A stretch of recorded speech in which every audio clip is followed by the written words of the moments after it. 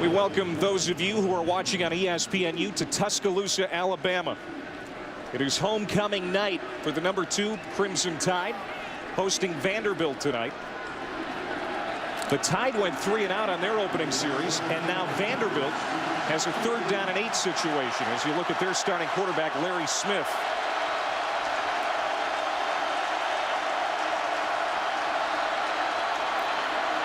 Smith throws to the outside, incomplete. And that vaunted Bama defense will force a punt. Mark Barron on the coverage. Jonathan Krause, the intended receiver. Mark Barron is such a versatile player in this Alabama defense. You're going to see him. He's right here playing man-to-man coverage. He's got the receiver any which way he goes, and he comes in and comes out, and see the closing speed that Barron has, just able to get a hand on that football. But Mark Barron, the versatility for him to play in the deep middle and read and react to deep, but then also to come up play man-to-man. He's an NFL-style safety. 2-time All-American. Richard Kent the punt. Marquise Mays well covered. And Bama will start from the 22 on their second series. I would take a look at the impact players presented by Lee Jeans here, and Trent Richardson is the man that makes this offense go. Last week, 29 carries, the most in his career, and they put the offensive workload on his shoulders. He can handle it. And the guy up front, Chance Warmack, these guys, you got to give them some love every now and then. The offensive linemen, they're the ones that make it go for Trent Richardson. And Chris Marv is going to have his hands full on defense today for Vanderbilt, but he is the unquestioned leader in the middle. From the 23-yard line, A.J. McCarron and the Crimson Tide offense go back to work. 3 and out on their first series.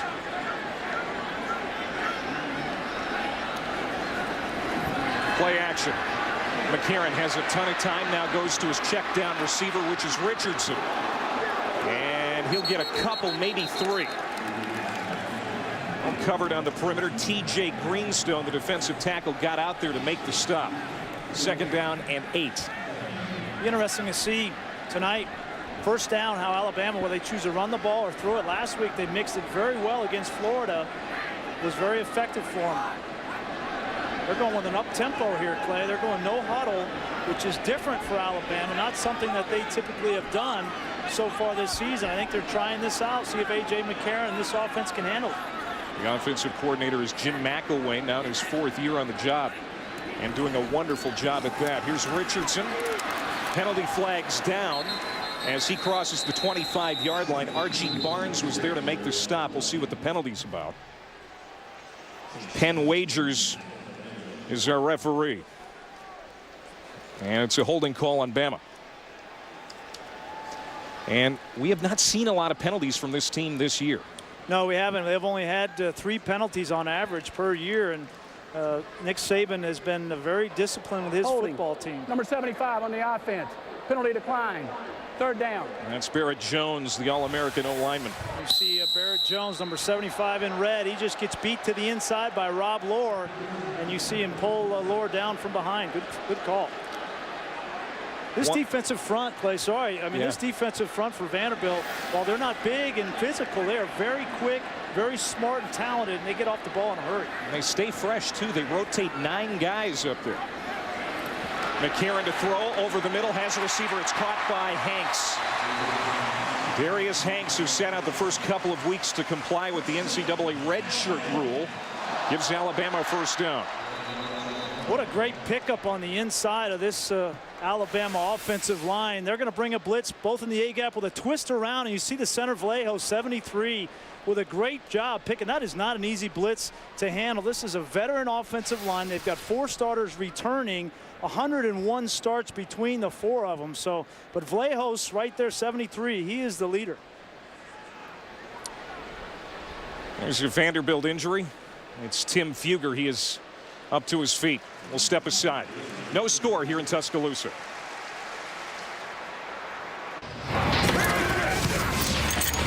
This is ESPNU College Football Primetime, presented by 5-Hour Energy.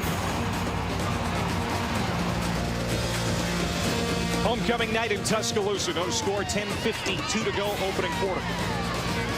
Alabama's got the football first down and 10 at their own 38. Tim Fugger shaken up on that last play for Vanderbilt. Over on the sidelines being checked out. Got the Wildcat here. McCarron down to the bottom of the screen. Favorite formation of Alabama. Richardson gets the direct snap, goes straight ahead. And stood up at the 40-yard line and pushed back by Chris Marv. We saw Richardson doing that a little bit in the game last week against Florida. He's such a talented player, and if you can get him the football quicker and with a lead blocker and take a quarterback out of the formation and occupy a defender, that's an advantage for the offense, and that's what Jim McElwain likes to do with Trent Richardson. He has really picked up speed when it comes to the Heisman conversation. He'll line up to the bottom of your screen now as a wide receiver. On 2nd down and 8, McCarron cocks and fires over the middle, completes to Hanks, gets away from a tackle and into plus territory, down at the 41. Andre Hal makes the stop, but it's a gain of 19 and a first down. Hanks is a guy they would really like to get involved in this offense. Marquise Mays is their go-to receiver, but they need a complementary receiver to Mays, and Hanks has got to be that guy. He's got the hands, he's got the ability to run good routes. Now he just needs to start making more plays. Now John L. Thomas, defensive end for Vanderbilt, is slow to get up. Talked about Vandy rotating a lot of guys up there, but they're going to get shorthanded quickly if this keeps up. Yeah, depth is an issue for Vanderbilt, and now losing 2 guys on one drive. I know they like to play a lot of guys on the defensive front, but not a lot of depth on that defensive line.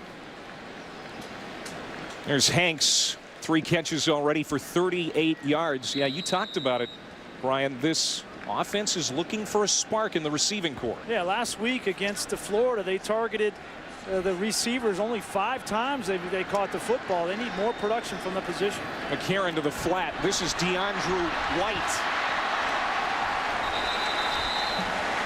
And Hal makes the tackle. DeAndrew White with the catch.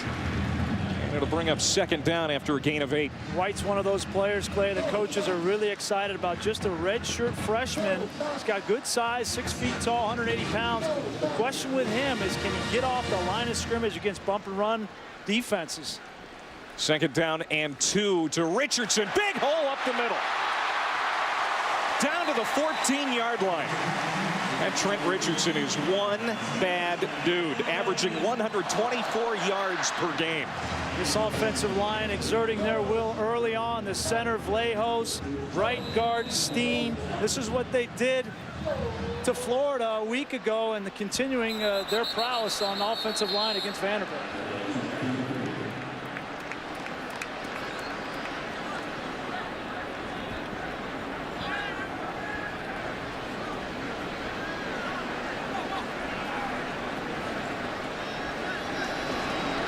Karen says it's going to go against Vandy.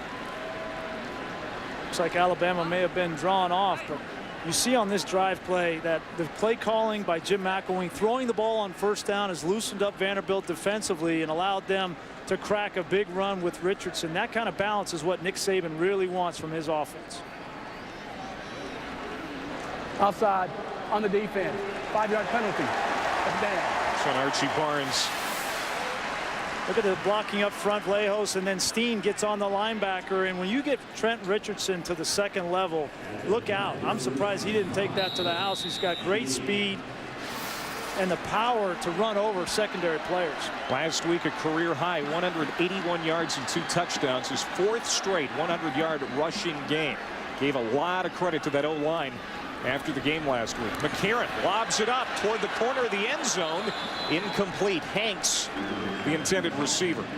And Hayward, who's had a great year for Vanderbilt in the secondary, in on the coverage. And it's interesting, you know, you come down here in the red zone, you throw the ball on 1st down. I think Jim McElwain really wants to get A.J. McCarron's confidence level up in a game like this. And they certainly could turn around and hand the ball to Trent Richardson 3 times down here and probably score. But I think they're looking at the bigger picture here. They want to get this offense a broader sense and more balance, and A.J. McCarron's confidence a big part of it.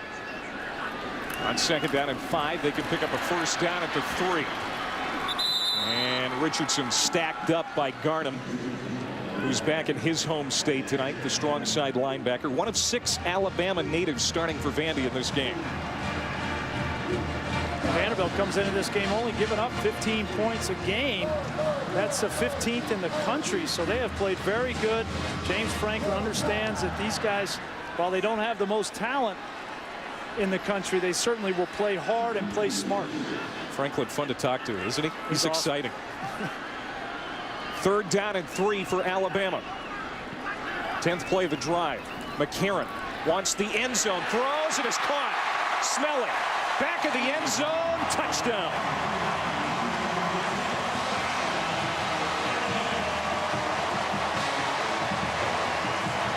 The senior from right here in Tuscaloosa, putting the Tide in front. Smelly just runs an out and up. You see him in the slot, sells the out route, and then the perfect throw from A.J. McCarron to Smelly, the former quarterback to quarterback, and they love it. First career touchdown catch for Brad Smelling. It comes on homecoming night of his senior year. And Jeremy Shelley tacks on the extra point. 10 plays, 77 yards in 4:22.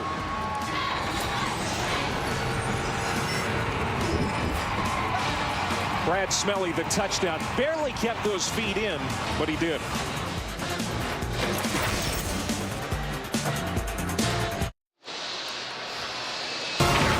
ESPNU College Football Prime Time is presented by 5-Hour Energy. 5-Hour Energy fixes tired fast. Visit 5hourenergy.com. Playmat Brian Greasy and Allison Williams back here in Tuscaloosa, where the Tide have moved in front 7-0. We mentioned it before, Brian. This Vandy defense coming in ranked 11th nationally, but they haven't seen an offense like they're seeing tonight. Well, and great balance on that drive from Alabama. 4 first downs. They threw the ball on 3 of those 4. So Jim McElwain, Nick Saban, and this offense are trying to develop A.J. McCarron's confidence and the balance on this offense that they know they're going to need throughout the rest of the SEC schedule. Cade Foster has been maligned for some short kickoffs this year. Puts that one inside the 5. Andre Howell brings it across the 20 to the 22. Let's get an update on Georgia, Tennessee in the studio with Anish.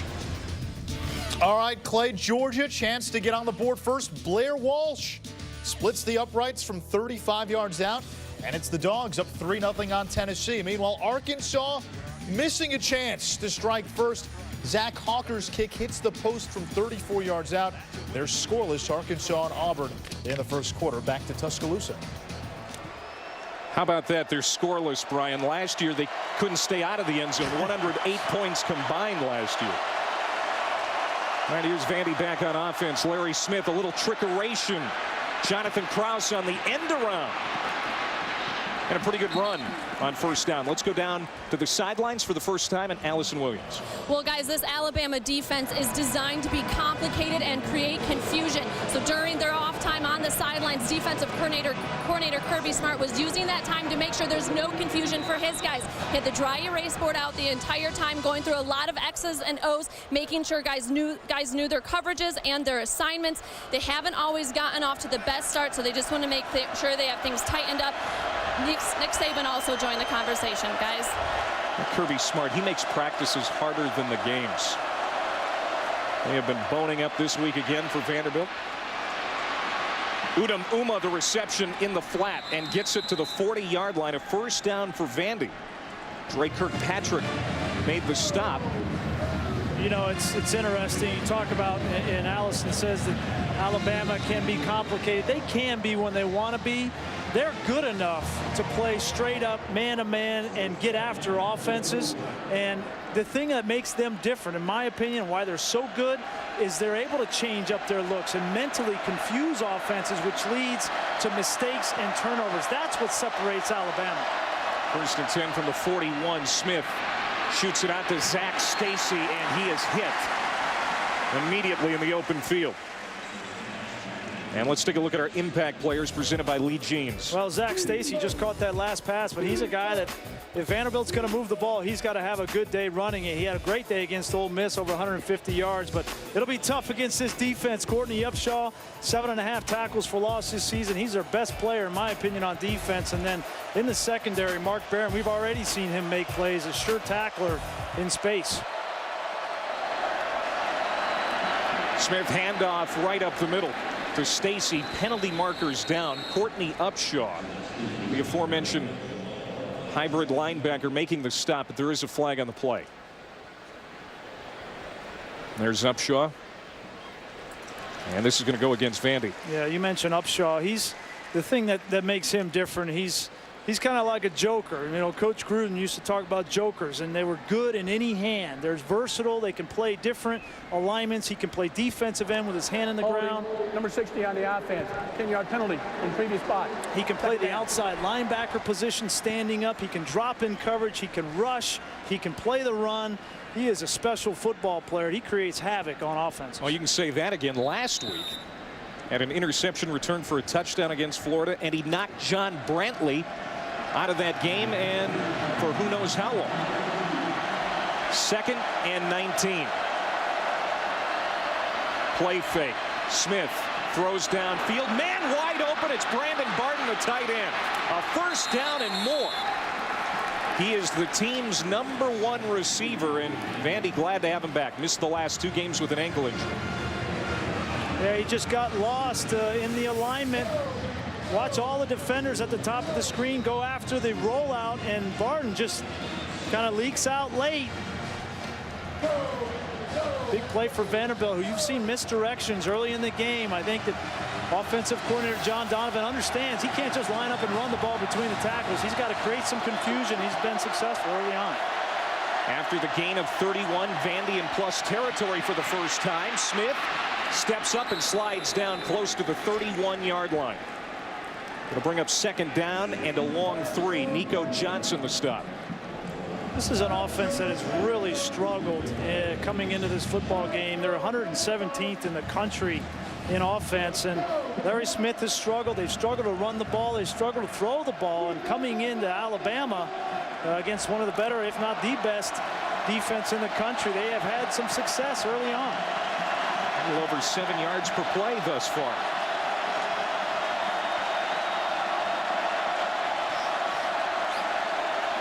On 2nd down, Smith to Kraus.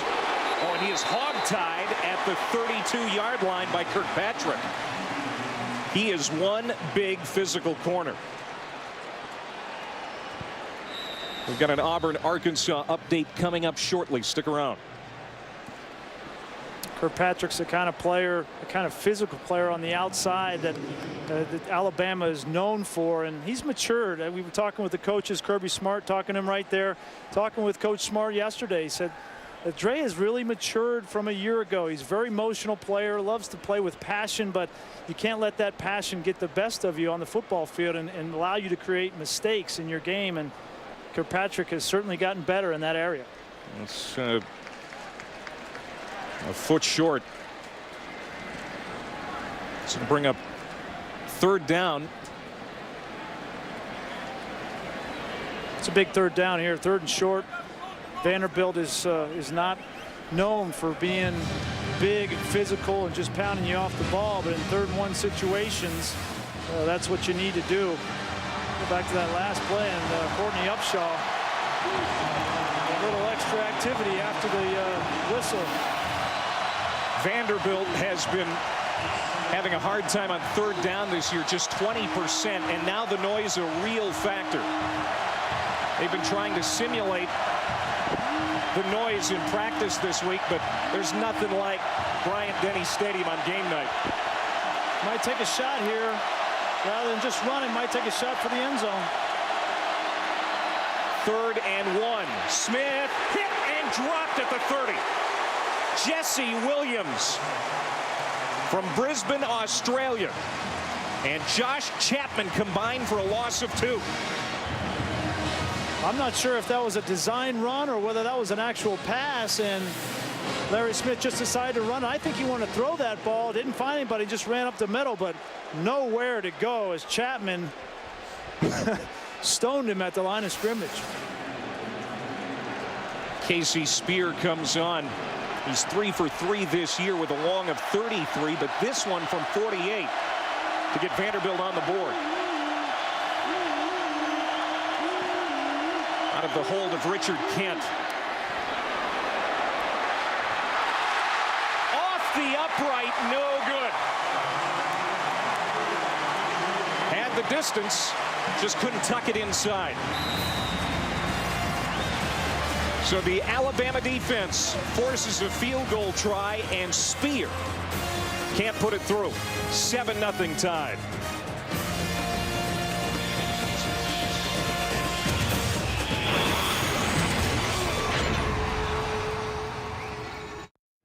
And he's Schroff with his SportsCenter U studio update. Texas A&M's Ryan Tannehill threw for 449 yards in a win against Texas Tech last year. He's done the damage with his feet, rushing for a touchdown, 7-7 in Lubbock. Meanwhile, Arkansas missed a field goal. Auburn coming right back. Michael Dyer, 55 yards to the house. It's the Tigers up 7-0. We'll have updates from these games all night. Let's go back to Clay. All right, Anish, thank you very much. Everybody thinks Arkansas is going to win that game. I mean, everybody thinks Auburn's just going to continue to lose games, and they just keep winning. All right, here goes Alabama back to work on offense. Penalty flag down after that catch by Mays. Fugger back on the field. Good to see for Vanderbilt. He made the stop for a loss of 1, but there is the marker down.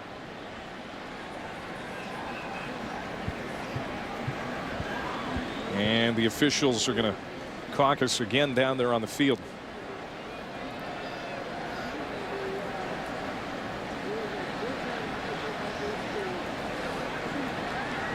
And it's going to go against Alabama.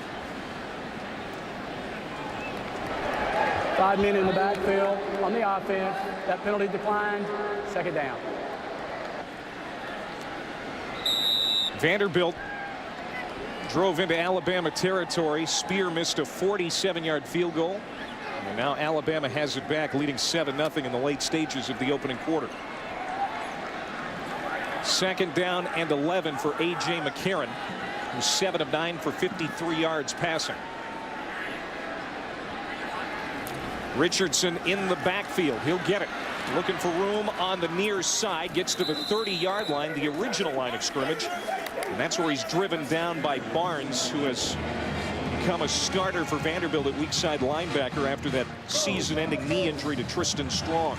Yeah, you see early in this game, Vanderbilt are defensively committing to stopping Trent Richardson, and that's the way you got to play Alabama. Get your 8th guy in the box and be physical at the point of attack, and they are not getting blown off the ball by Alabama's offense early in this game. He'll line up as a receiver again, this time to the top of your screen on 3rd down and 10.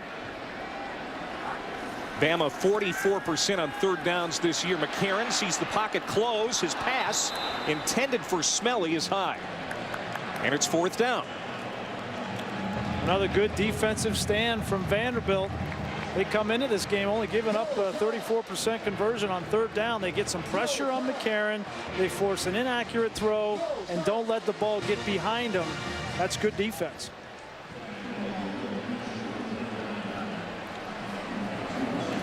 So Jonathan Krause to return this punt at the 25, runs up to the 30 and muffed it. Ball is loose. Vandy on it. At the 31-yard line, Trey Wilson recovers for Vanderbilt as they dodge a bullet. Well, Mondays on ESPNU, Jesse Palmer and David Pollack have their own show. 3 hours of college football talk. Palmer and Pollack, 1 and 9 Eastern every Monday. Boy, James Franklin Hart skipped a beat. Go back and take a look at Larry Smith on that last run on 3rd down. It looked like he got hit and bent back, on his ankle there. And he is not on the field. Backup Jordan Rodgers comes into this football game, the brother of Aaron Rodgers of the Green Bay Packers. They're going to go to Jerron Seymour for his first carry of the game. Nick Gentry wraps him up. It's a loss of 4. And Jordan Rodgers, a JUCO transfer. I was down on the field talking with head coach James Franklin before the game, and he says that Jordan's coming along. He missed some of the spring with a shoulder injury, so he's a little bit behind mentally, but he's very sharp. He's got good mobility, much like his brother, and he can run this offense efficiently. He has played in every game this year, but usually in mop-up duty. Play fake to the right. Going to keep it. And steps out of bounds at the 33-yard line. as he was being pursued by Jarrell Harris. Gain of 5. Let's go down to Allison. Guys, I'm watching Larry Smith on the sidelines. They have taped his ankle over his shoe. He is trying to run back and forth, practice taking his drops, but every time he does, he looks at the staff, kind of grimaces and shakes his head. We'll have to keep an eye on him. James Franklin told you and I this week that he feels Larry Smith gives them the best chance to win. Not if he can't move like that. Larry Smith's game is mobile, and if he can't be mobile, he does not give him the best chance to win. 3rd down and 8. Rodgers to the flat. Seymour has room and a first down into Alabama territory. Gentry finally tracked him down, but it's a gain of 19. First down and 10 at the 47. Just great play design. Get the right guard and right tackle outside. You watch both of them will release quickly. Mylan Brown, Kyle Fisher get downfield, get a block, and create that pathway. Good design and good play call by offensive coordinator John Donovan and James Franklin. Seymour, 5'7", 190, true freshman. Short but thick running back out of the Miami area with a big play there as Vandy is into Alabama territory for the 2nd time tonight. And you can see they're hanging in there, moving the football. Oh, that's what you got to do. You got to use Alabama's size and speed against them. Get the ball to the perimeter to your playmakers, and they might make a play. Alabama has the lead, but Vanderbilt in this game after 1 quarter. It's 7-0. We're back in Tuscaloosa after this timeout.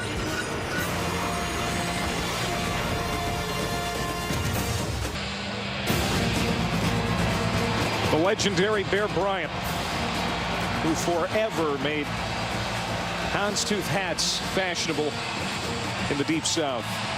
Do you have any houndstooth in your closet? You know, I'm going to have to go get one of those ties on the way out. You know, they got the stand outside. That will go well next week, repertoire.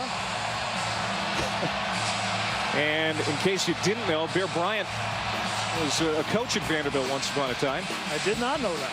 There he is on the far right. 1940 to 41. He's on that coaching staff.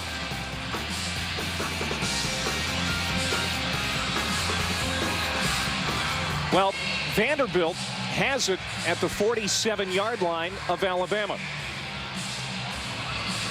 after a big play by Jerron Seymour. Larry Smith, the starting quarterback for Vandy, shaken up on a play, and his ankle is being addressed on the sideline. Jordan Rodgers, the junior quarterback, in there now. This is the area of the field that offenses, when they cross the 50-yard line and get into defensive territory, sometimes they like to take a shot down the field. Rodgers, quick strike to the flat, and Krause can't come up with it. So bring up 2nd down and 10. It's a good accurate throw from Rodgers, trying to get the ball on the perimeter again.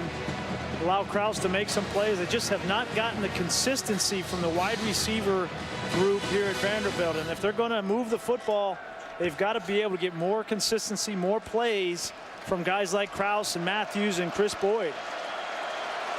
39-year-old head coach James Franklin looking on. 2nd and 10. Rodgers running the option, keeps it, and gets leveled at the 40-yard line by Mark Barron. The head-hunting free safety laid a lick that Rodgers will never forget. Looks like it knocked his ear hole out, but Rodgers has the mobility. But right now, you got to get down, son. That's going to hurt Mark Barron. Full speed here. Mercy. He is vicious. He and Lester make as good of a safety tandem as you're going to find in the country.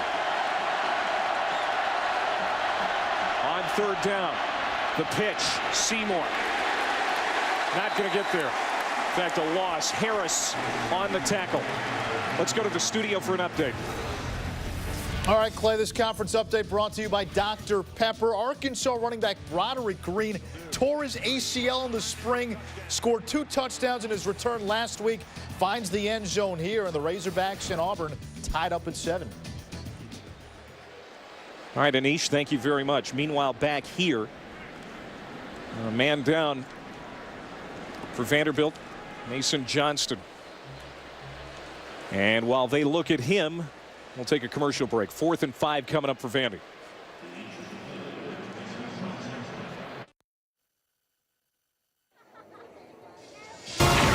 ESPNU College Football Primetime is brought to you by the new Capital One Cash Card for the people who want 50% more cash. Another Vanderbilt casualty. Mason Johnston left the field. It looked like a left leg injury of some sort. Alabama's been very physical here in the early going. Punting situation as Richard Kent places it at the 11-yard line where Mays calls for the fair catch. A 32-yard punt. And there is Trent Richardson. Where is he on your Heisman list right now? You know, he's right up there with Andrew Luck. I think, you know, after the injury to Michael James last night, and then, you know, Lattimore, South Carolina's taking a step back. Trent Richardson, in my opinion, is the best back in the country right now and deserves to be in the discussion for the Heisman going forward. And he's ahead of Mark Ingram's 2009 pace. Of course, that year he won the Heisman. And he's got the opportunity against some really good teams down the road. LSU, they play Tennessee and Auburn, so he's going to have every opportunity to stake his claim. Jalston Fowler, the sophomore tailback, is in there now for Alabama. He's expected to get more carries tonight because Eddie Lacy is out with turf toe. Tim Fugger wraps him up for Vanderbilt after a short gain, a gain of 4. And this is typically how they did it last week. Lacy came in the first drive of the second quarter against Florida. This is their normal rotation where they'll have Trent Richardson take a breather that first drive. As you see, Reagan Upshaw just went back to the locker room. Not exactly sure why. If we get an update, we'll let you know. 2nd down and 6 for Bama. McCarron. Crossing route to Mays. 1st down and more. To the 30 and stood up at the 33-yard line by Hal. It's an 18-yard pass play. Mays is the guy that can really make some plays. Get him the football in space and let him use his ability. He's a great return guy on special teams. This is nothing more than a kickoff return here. Get the ball in his hands and let him read the defense and make some plays with his speed. Starting to show some signs that this wide receiver core is going to make some big plays. Here's Fowler. He's upended at the 40-yard line by Garnham, a gain of 6. So 2nd down and 4. You know, the one thing about this wide receiver core, it's not that they can't catch and run. It's how physical can they be coming off the line of scrimmage. And against these kind of defenses in the SEC like LSU that'll come up and challenge you in man-to-man coverage, Ken Hanks and Mays, who are really slight of build, and DeAndrew White, can they get off the line of scrimmage? That's been the real question.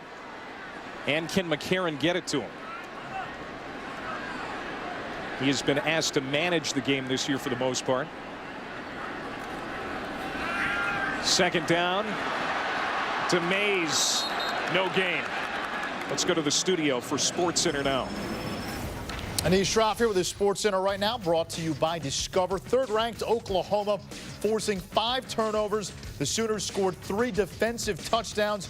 OU steamrolling Texas 55-17. Clemson quarterback Taj Boyd left today's win with a hip injury. X-rays negative and MRI is forthcoming. The Tigers, though, 6-0 on the season with the win. Yeah, how costly was that injury? I mean, Clemson gets a big win, but you hope that Taj Boyd can come back soon. You and I are going to be in Maryland next week to see Clemson and Maryland. Fowler, a run on 1st down, or a run for 1st down, I should say. A pickup of 8 for the sophomore, who started out as a linebacker. He's really built like a linebacker or a fullback, but he's getting tailback reps here tonight. How would you like to, you know, have to tackle Trent Richardson in the first quarter with that speed and power, and then they put in Jalston Fowler at 6'1", 250 pounds, let him run downhill at you? That is not an easy job as a linebacker for Vanderbilt tonight. He stays on the field for 1st down here. And it's an inside handoff to Fowler. He'll pick up about 1.5 yards on that play as Garnham quickly there to wrap him up. The run defense for Vanderbilt, Grease, allowing just 97 yards per game coming into this one. But you're right. I mean, when you got Richardson to deal with, and now you can see that Fowler's got some talent too. I mean, this is going to be a tough night for this defense. I've been impressed with the way they played early on, though. They are not backing down to Alabama one bit in a hostile environment on the road. They have brought their A game, and they are playing hard up front despite losing some players. Alabama with 46 rushing yards so far. High snap, McCarron, hands off. Fowler looking for room on the outside. Gets across midfield. Tries to stay on his feet, but Marv there to make the tackle. Also Richardson combining on the play. 1 yard pickup. Yeah, Sean Richardson is one of their run stoppers from the safety position. He's much like his counterpart, Mark Barron, on the other side. 6'2", 218 pounds, almost identical in size. And Richardson has made a lot of plays for Vanderbilt. He led the team with 98 tackles a year ago, and now they've only allowed 7 of 11 rushes for 2 yards. He's also an Alabama native. A lot of these guys fired up to be playing in their home state tonight. 3rd down and 7. McCarron off his back foot, drops it off short to Richardson, and he is stopped at midfield. A loss of 1. Casey Hayward, having a great senior year, makes the tackle, and Alabama forced to kick. Well, Casey Hayward's been known for intercepting the football. He's got 4 interceptions on the year, leads the nation. But right here, you see his versatility: play off the block, read the screen, and then come up and tackle 230 pounds of Trent Richardson. Outstanding football player, Casey Hayward, both against the pass and physical against the run. Bob Shoop, first-year defensive coordinator for Vanderbilt. A young Ivy League guy, has done a great job with this defensive unit for Vandy. Kraus lets it go into the end zone. And Vandy will start at the 20 when we come back. One of the best defenses in the country set to come back out on the field. They have been physical all year long. We'll see him again right after this timeout.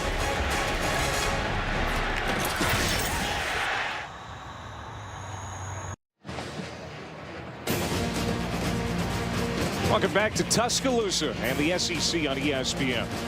Alongside Brian Greasy, I'm Clay Matvick. Allison Williams down on the field. 8:40 to go before half. And Vanderbilt hanging in there with the #2 team in the country as Courtney Upshaw, the Jack linebacker for the Tide, is back out on the field. That's good news for Crimson Tide fans. Rogers still in there at quarterback. Underneath to Wesley Tate, the younger brother of Golden Tate. Big play out to midfield. D. Milliner ran him out of bounds, but a huge gain of 28 yards for Vandy. Vanderbilt not even trying to throw the ball down the field. They understand they can't protect that long. They're just going to throw the ball short and on the perimeter to their wide receivers and let them run. Tate's just running a shallow cross route. Get the ball out of your hand and make somebody miss. Hightower, 260-pound linebacker, cannot keep up with Tate. Nice moves and footwork on the outside. Big gain back close into Alabama territory once again for the 3rd time in a row. But a lot of critics this week say that Vandy might not get across the midfield stripe in this game, but here they're about ready to do it for the 3rd time. Yep. And now a timeout called by James Franklin. Just 39 years old. He is the 3rd Vanderbilt head coach in that many years. He was the offensive coordinator at Maryland and K-State before coming to Nashville. What do you think of this guy? Well, I think he's fantastic. He's energetic. He's positive. He brings a lot of passion and accountability to the table. And I think this team, these young players, are buying into what he's selling. He's got a resume that they can trust and believe in. At Kansas State, he mentored Josh Freeman, now at the Tampa Bay Buccaneers. And then he brought up Danny O'Brien at Maryland, had 22 touchdowns and 8 interceptions a year ago. He knows what he's talking about offensively. Now just the entire organization and the University of Vanderbilt needs to buy into the passion and energy of James Franklin. We'll see what they dialed up after the timeout. Vanderbilt 114 yards of offense already so far. Rogers hands off to Seymour and plunges ahead for a handful. Upshaw making the tackle. Down to Allison. Well, guys, when Franklin put his staff together, he wanted youthful energy and passion, and he wanted to surround himself with smart, talented people. The result, a staff that's pretty young, average age just 38, and several Ivy Leaguers in there, including Bob Shoup, defensive coordinator, went to Yale. Offensive coordinator John Donovan went to Johns Hopkins. He said he didn't want people that have been in the business so long that in the back of their mind they've heard what a challenge Vandy is. And perhaps, guys, it's only appropriate that at the only private school in the SEC you have a staff stacked with impressive degrees. A lot of smart cookies on that staff. Coaching staff or a cabinet? Lassing the catch, and a first down for Vandy.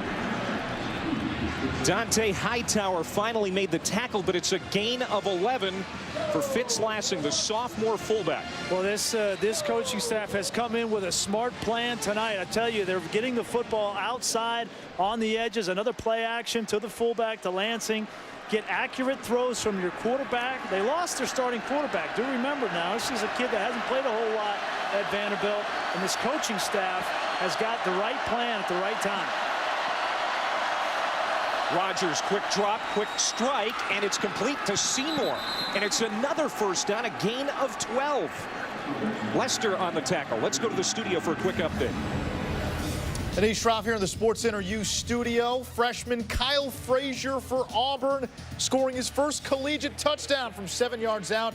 Tigers up 14-7 at the end of one. When these two played last year, it was the highest scoring regulation game in SEC history. Yeah, we remember. And it was Tyler Wilson's coming out party, too. All right, first down and 10 for Vandy. They're moving the football. Pitch to Stacy, fakes the reverse, and he is caught from behind by Upshaw. Not only big, but quick. It's a loss of 1. Wow, that's amazing. Courtney Upshaw at 265, able to pull down Stacy. They faked the reverse. They got 3 or 4 Alabama defenders to bite on the reverse. And if Courtney Upshaw doesn't make that play, it could go for another gain. I can't help but wonder here, Clay, as we watch young Jordan Rogers operate this offense, whether he's the kind of guy that James Franklin wants. His offenses were throwing offenses, not spread, run, option, zone read offenses. He's the kind of guy that I think James Franklin's been looking for. No running room for Stacy up the middle. No gain. As Jesse Williams makes the tackle. Williams grew up playing rugby in Australia. Hasn't been playing football very long, but the Alabama defensive end is really taken to it. This Alabama defense now stiffening inside the red zone area. Coming into this game, they had only had 10 opponents drive inside their own 40-yard line, and now Vanderbilt, the second time that they've got into Alabama territory. 1 for 4 tonight on third down. Third and a long 11. Rogers flushed, looking for room to run, and well short of the first down. Mark Barron comes up, makes a big tackle. It's a gain of 4 for Rogers. Gets Vandy into a better situation for the field goal try, but not by much.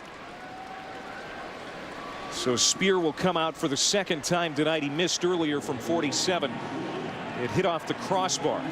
His first miss of the year. And so officially, this one will be from 38.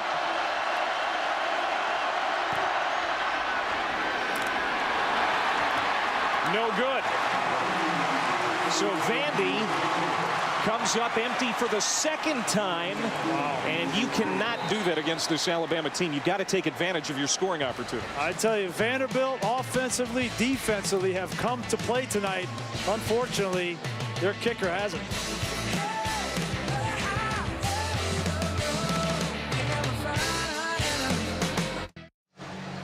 The last time Vanderbilt won in this series, 1984. It was also homecoming night that night.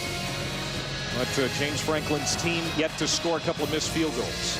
Catch BCS Countdown tomorrow and Monday as our experts project who will top the BCS polls 1 week before the first poll is unveiled. 3 times you have a chance to see it. 8:15 Sunday on ESPN, then on the U at 9 Eastern, and then Monday the encore presentation at 6 Eastern.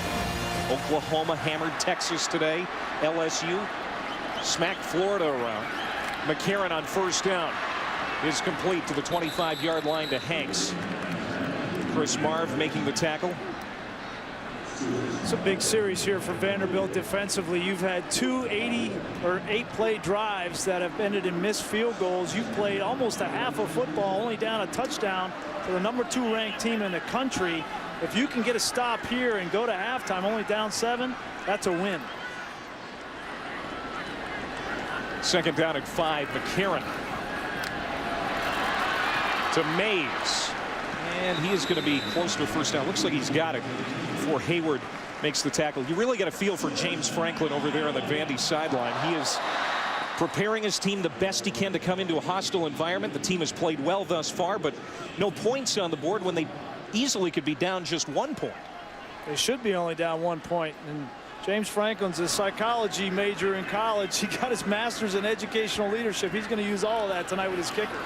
McCarron is wrestled down by Rob Lohr. Maybe Vandy's best performer up front so far this year. Loss of 7. Yeah, Lohr, number 84, right in the middle of the little cross game. He gets on to Steen, the right guard, and just goes right by him. Steen is the one weak link of this Alabama offensive line. He was the only non-returning starter on this line, and Lohr took advantage of him there. 9th Vanderbilt sack this year. So now second down and 18. Mays with the catch. And he works hard to get to the 35 before Garnham brings him down. They get 8 yards back. Third down and fairly long here for Bama. And that was a big sack to put Bama behind the down distance. And I think that Jim McElwain will be conservative here. He's not going to throw the ball 10, 15 yards down the field to try to get a first down. He'll probably throw it underneath, and if the guy can run for the first down, great. If not, punt.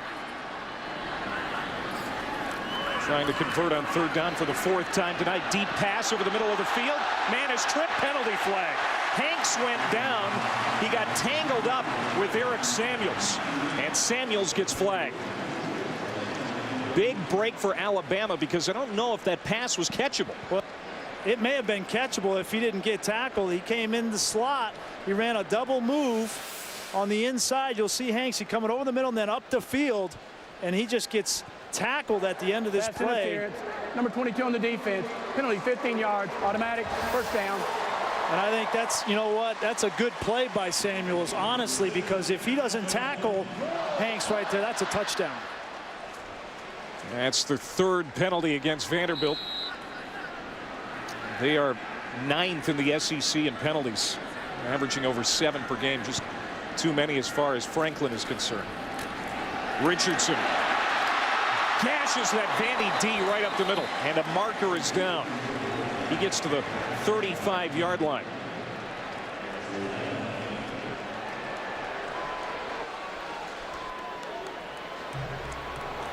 And it's going to come back. I think they're going to get an illegal block in the back from Marquise Mays, the wide receiver who came in from the outside and was trying to get a block.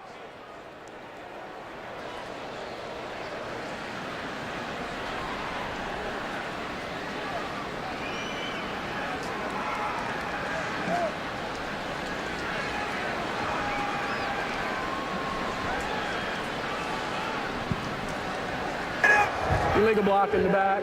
Number 4 on the offense. 10-yard penalty from the spot of foul. First down. It's the first accepted penalty. Here he is right here on the outside. You'll see him on the left side of your screen. You can roll it, guys. Not much. He doesn't get much contact, but he does get a little bit.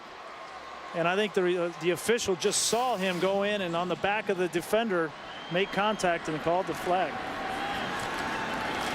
Richardson tries to get to the outside, and he's going to get 5. Kenny Ladler, the backup free safety, number 1, makes the stop. Sophomore out of Stone Mountain, Georgia, a state that James Franklin has been doing a good job recruiting in. Need to get a pass rush and get some pressure on A.J. McCarron. On second down, McCarron steps up, throws, incomplete, intended for Michael Williams. And Hayward was there in the secondary for the Commodores. 3rd and 14 now for the Tide. Looked like McCarron locked into his big tight end there a little bit on the last play. He was well covered, tried to force the back shoulder throw. Nick Saban really wanted him to work the other side of the field, had 3 wide receivers set to the field and open receivers with opportunity to make a play. Young quarterbacks sometimes will lock in once they get a guy they feel comfortable with and not read and go through their progressions, and A.J. McCarron's got to fight that.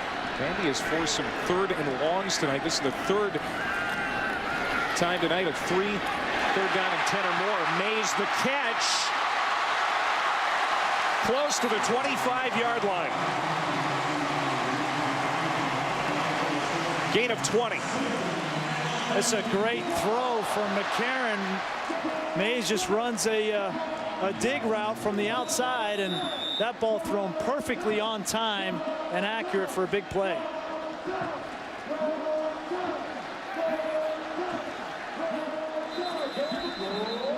And now a timeout, Alabama.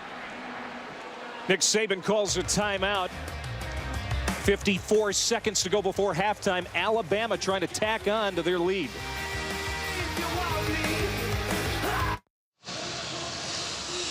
Alabama driving, and they're at the 25 of Vandy after a big play, a reception by Mays. Let's go back and take a look at that last throw. Very impressive from A.J. McCarron. Stop it right there. You see he releases the football, and Mays is not to his point yet.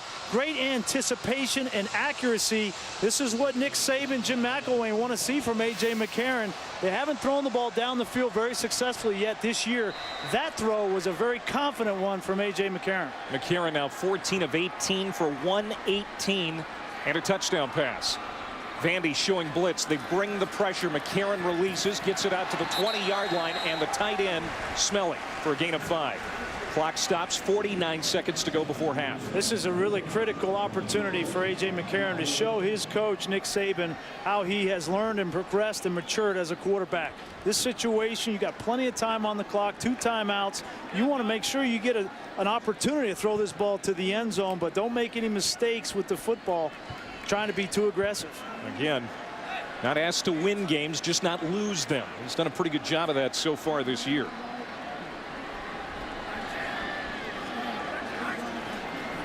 Looking to throw here.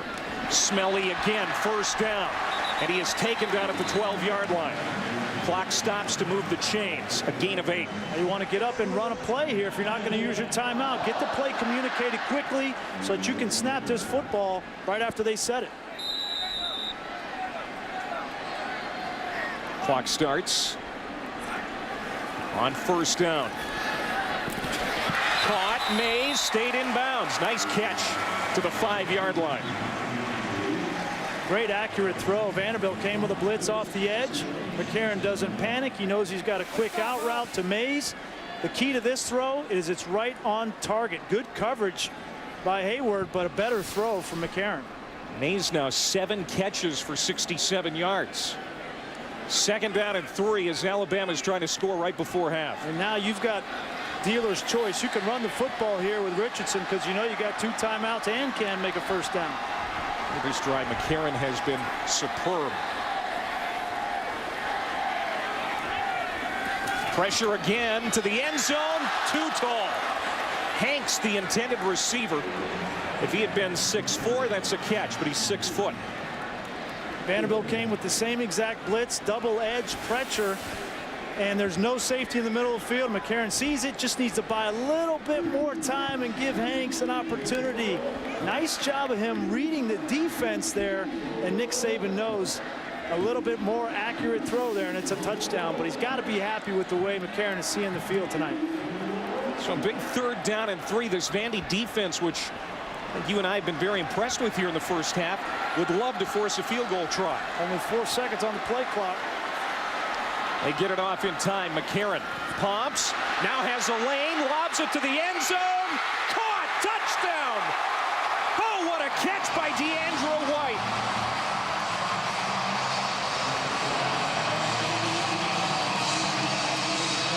What an athletic play by the freshman out of Houston.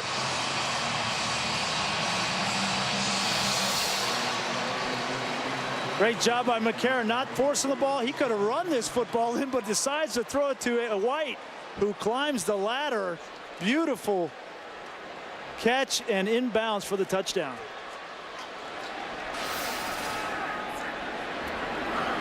Extra point by Smelly makes it 14-0.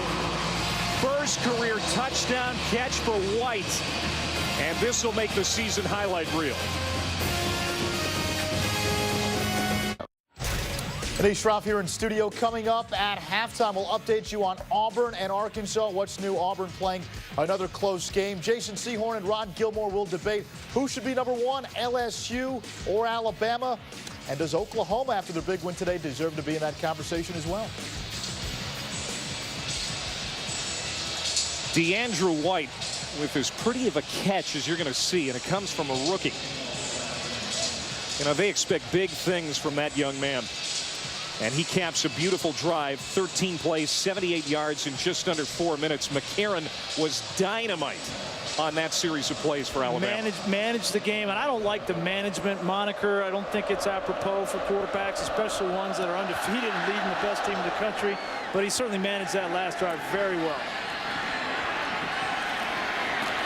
Hal on the return for Vanderbilt, and they're not going to have a lot of time to work with here. 15 seconds to go before halftime. Harris makes the tackle. You go back and look at that last play. You see, didn't try to force the ball, had an opportunity to run there, but gave his wide receiver a chance. If he didn't catch it, nobody caught it. But you look at it from this angle, look at all the space he had to potentially run that ball in. And after the fact, when he was coming off the field, Nick Saban, you can read his lips, say, hey, why didn't you run it? Not even happy when he throws a touchdown pass.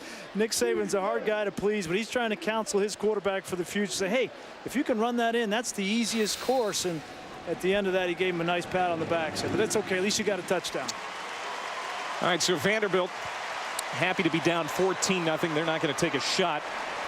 James Franklin's team down a couple of touchdowns. They missed a couple of field goals in the first half. What'd you think of Vandy? I thought they came out and played very hard, both on offense and defense, did what they needed to do to stay in this game. Their kicker just missed both field goals. There's James Franklin. And now we're going to hear from Nick Saban. Let's go down to Allison. Thank you, Clay. Coach Saban, your offense gets a much-needed touchdown to finish off the first half. Do you feel like they're starting to find their rhythm? No, not really. We don't have enough intensity, and we're not executing what we do on either side of the ball. So, you know, we're going to struggle. If we don't find the kind of mental energy that you need to be able to play a football game the way you're supposed to, we're not going to do very well. And these guys are doing a good job against us. Defensively, what adjustments will you need to make in the second half? Well, we just keep making mental errors. I mean, we made a whole bunch of mental errors, which comes from a lack of focus and a lack of concentration. So, you know, we got to get those things corrected. Thanks, Coach Saban. Guys. He's a hard man to please, but he'll take that as a compliment because he's a perfectionist. He certainly is, and he knows how to motivate his team. That last drive, whether Nick Saban likes it or not, was impressive from A.J. McCarron, but he wouldn't let you know that. 14-0 at the half. Here's Anish. All right, thank you, Clay. Welcome to the Sports Interview Halftime Report. Let's get you caught up on what's going on in Fayetteville. Auburn taking on Arkansas. Michael Dyer, 55-yard touchdown run. That's the BCS Championship game MVP. Auburn up 7-0. This after Arkansas missed a field goal. But Tyler Wilson to Jarius Wright. Oh, that's beautiful. 40-yard gain. Take one more look. Arkansas, though, would not score on the drive. 7 seconds left in the first quarter. That's Kyle Frazier, the freshman. First collegiate touchdown. Auburn up 7. But then it's Arkansas's quarterback, Tyler Wilson, the QB keeper. 14-14. Surprise, surprise. Auburn is in a close game. Meanwhile, Georgia, they're tied up with Tennessee. That's a low-scoring affair, 3-3. Less than 2 minutes to play in the first half. And with that, we say hello. Welcome to halftime here on Sports Interview alongside a couple of DBs, Jason Sehorn and Rod Gilmore. I'm Anish Shroff. Yeah, we've got it covered. We've got it. We've got it. We should have it covered. How's that? Cover 2. Florida and LSU. LSU's had it covered for the first 4 or 5 weeks of the season. Florida, quarterback issues. John Brantley hurting. Jeff Driscoll, who we thought was going to start, well, he's hurting too, an ankle injury. So Jacoby Brissett Freshman, first ever start in Death Valley. Good luck. Defense. And there's the Honey Badger, Tyrann Mathieu blowing up Chris Rainey. 3-yard loss. Florida would punt. Second of all offensive play for LSU. Jarrett Lee, Ruben Randall. I think he's coming around, making the big plays for him. Randall, 4 catches, 127 yards. All right, guys, fake punt here. Brad Wing is going to go in and score, but watch what happens before he reaches the end zone. Now, is that taunting before he got in? Did you see that? They call it unsportsmanlike conduct. Yep. Well, they talked about this the entire offseason, and they take the points off the board. Points off the board. New rule, it's a live ball foul if you taunt and are whistled for unsportsmanlike conduct while the play is still ongoing. That's why the points come off the board. If he had celebrated in the end zone, touchdown would have counted, penalty would have been assessed after. Act like you've been there before, fellas. There's the rule, 9-2-1. LSU would end up kicking a field goal on the drive, so they'd be up 17-0. And then more from the Honey Badger, Tyrann Mathieu. You're a couple of DBs. Case for the Heisman here? I mean, there's some offensive explosions going on this year, but as far as defensive guys, he's head and shoulders above the rest of the class right now. Yeah, he's the player of the year defensively right now. He's moving to the Heisman discussion. Only at number 7, according to Joe Tessitore's Heismanology of Heisman voters at ESPN, but he's got to score other ways to climb up. Every week he's either picking off passes, forcing fumbles, 6 tackles, and an interception in the big win against Florida. LSU and Alabama, 2 SEC teams, 1 and 2 in the nation in the AP poll. In your eyes, I'll start with you, Rod. Who deserves to be number 1? I'm not sure it really matters. You know, they're in the same conference, in the same division. They're going to play each other in November. Right now, I don't care if the one is 1 or 2. It doesn't really matter. But if I had to choose, I'm taking LSU because I think right now, Jason, I think they've done more to earn being that. With the teams they've played on the road, I'm going to give them the check and put Alabama right behind them. Absolutely. Think about it. This is the team that keeps leapfrogging people along the way. And this is all window dressing to that game against Alabama later in the season. And the game you're watching right now, what Alabama's doing against Vanderbilt, doesn't exactly separate them from the class. LSU separate themselves against, Oregon earlier, Mississippi State, you name it, and now today against Florida. Yeah, LSU has beaten 4 ranked teams now in their first 6 games. Certainly, they have the resume. Oklahoma started the season at number 1. They reminded us today against undefeated Texas why they still might have a case for number 1.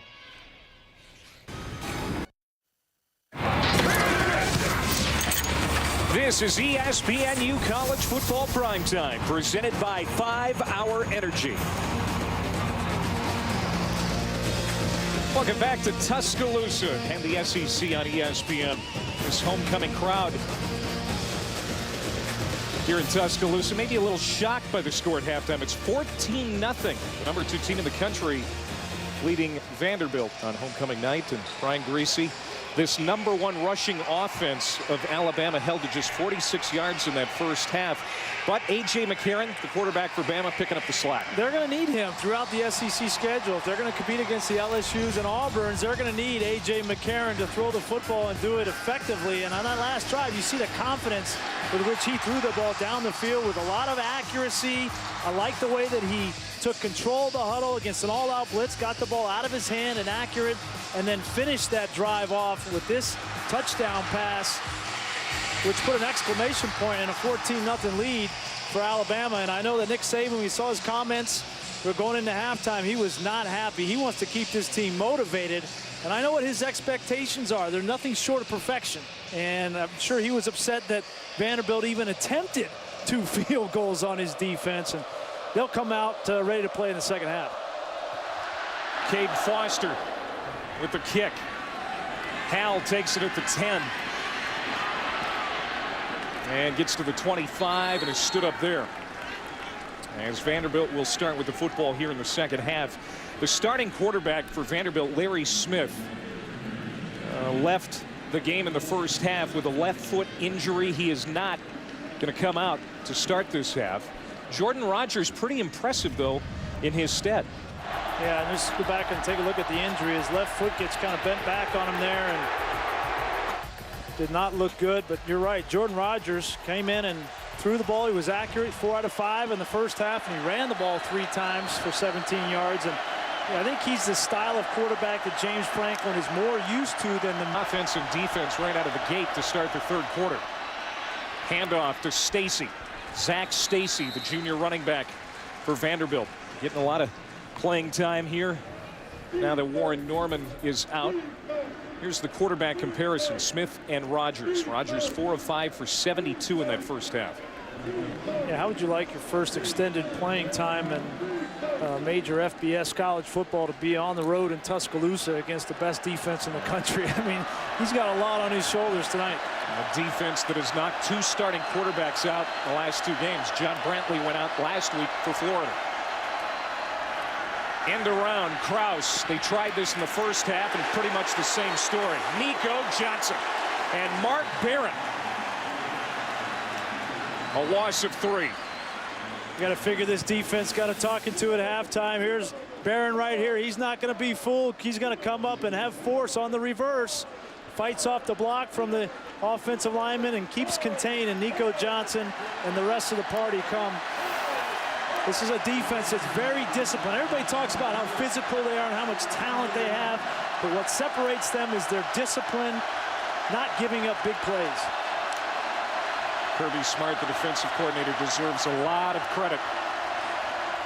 On 3rd and 10, Rogers on the crossing route to Kraus, and he is suffocated. Dante Hightower makes the tackle. Let's go back to the first half and update you. Look at the rushing yards. Just 46 for Alabama coming into the night, leading the SEC in that category. But this Vandy defense looked pretty good in that first half. That certainly did, and Alabama's going to need to find ways to move the football. If teams are going to sell out to stop the run with 8- and 9-man fronts with Trent Richardson, A.J. McCarron's got to make them pay on 1st and 2nd down specifically. 3 and out for Vanderbilt on their first possession of the half. Booming punt off the foot of Kent. This is Marquise Mays, the explosive return man. Hurdling men, but there are penalty flags down, and he is out at the 31-yard line. A 54-yard punt by Kent, but there are markers on the field.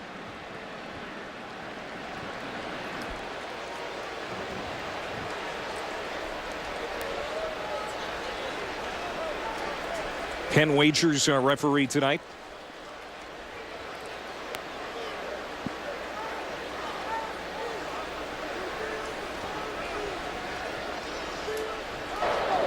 Illegal block in the back.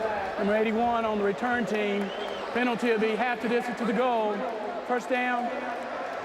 Second penalty against Alabama tonight.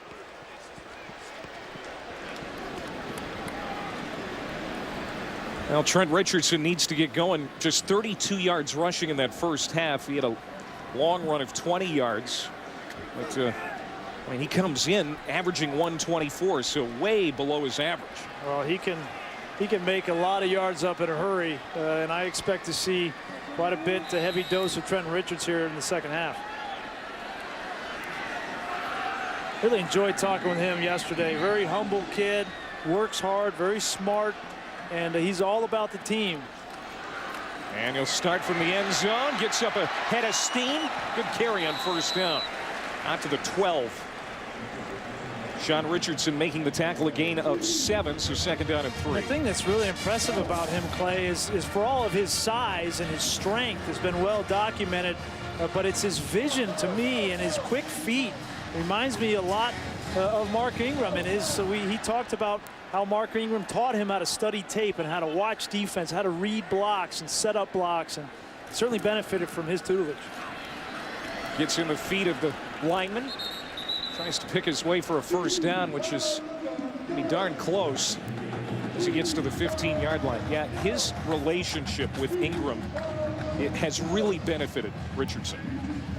I think it's benefited both guys, to be honest with you. I mean, Mark Ingram had a great year in 2009, won the Heisman Trophy, but, you know, Trent Richardson certainly helped him in that cause and spelling him in those games during that season. And I think Trent Richardson has every bit of ability that Mark Ingram had, if not more. Tight formation here. We'll see if they sneak it or hand it to Richardson on 3rd and very short. It's Trent. Spins off a tackle. First down and more. To the 21-yard line. A gain of 6 for the junior out of Pensacola. And it was interesting. One of the things he said to us yesterday was after carrying the ball 29 times against Florida, which is a very good defense, 181 yards. That's the most carries he's had in his career. It's the most carries that any back has ever had in Nick Saban's career here at Alabama. But he said he felt as good as he's ever felt after a football game after last week. So he's just kind of hitting his stride this season. Just a tremendous athlete. And they'll keep him busy. Looking for room over right tackle. And a gain of 3. This week, we talked to Mark Ingram about his former understudy, and this is what he's said about him. He's done an amazing job so far stepping into his role as a leader of the team. He's always been a playmaker. The production he's had has been no surprise to Mark Ingram. And Richardson will say about Ingram, he taught him humility. Yeah, which was really great to hear. And those two guys talk 2 or 3 times a week, he said, and challenge each other. And Trent said he challenges Mark Ingram, said, hey, man, you should have pushed it more on that last run against the Tampa Bay Buccaneers. Well, jabbing, going back and forth. Why not? McCarron to the outside. That's Marquise Mays. Oh, ducks under a tackle and reaches out for the first down. A gain of 8. What a play after the catch by Mays. Mays is not known for his breakaway speed, but he's very shifty. He's able to get around and slippery duck under a tackle there from Garnham. He's crafty. The team really needed an answer and wide receiver as far as a go-to guy after the loss of Julio Jones, and Mays has pretty much stepped into that #1 spot, even though they'd like him to be more explosive. Richardson. Oh my. First down. Out to midfield. A punishing run. 19 yards on the play.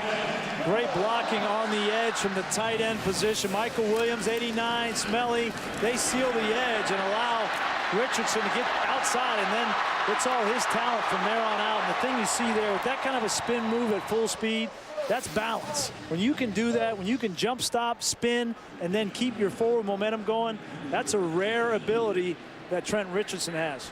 He has been featured on this opening series of the second half for Bama. To the 30. Down at the 26.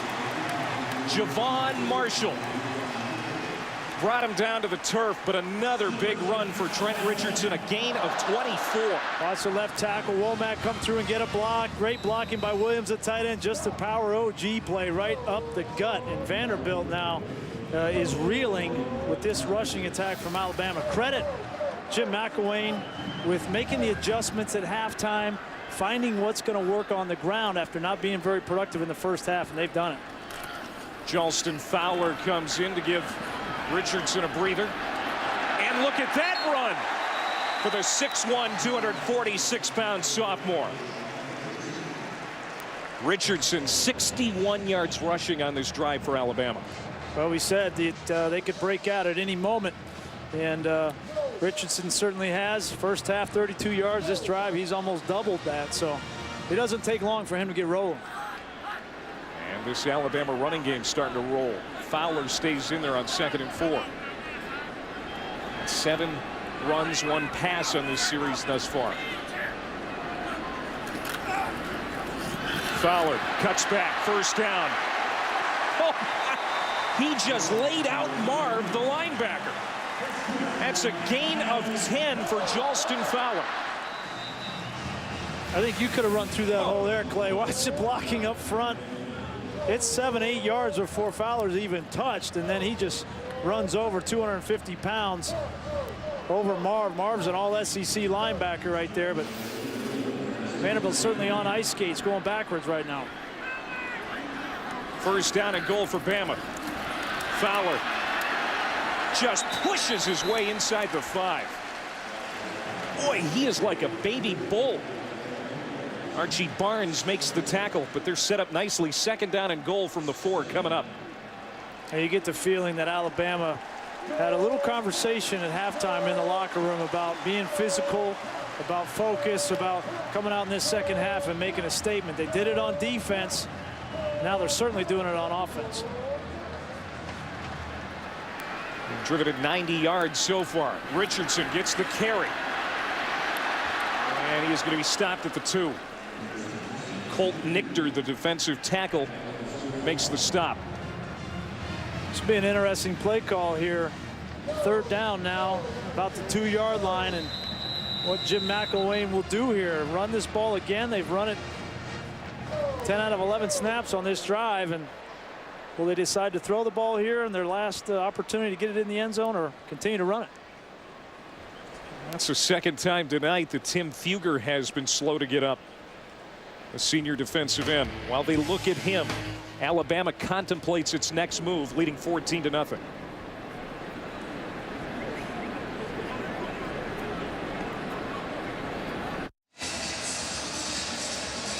Welcome back to the SEC on ESPN. Alongside Brian Greasy, I'm Clay Matnick, Allison Williams down on the field. Mondays on ESPNU, Jesse Palmer and David Pollack will talk college football for 3 hours. It's entertaining. It's informative. You don't want to miss it. Palmer and Pollack on to you at 1 and 9 Eastern every Monday. Alabama did not show this in the first half on the ground. This drive started at their own 6. I think they try to run this thing in and finish it off on the ground. How they try to shift there with 3 guys, and Womack, the left guard, moved.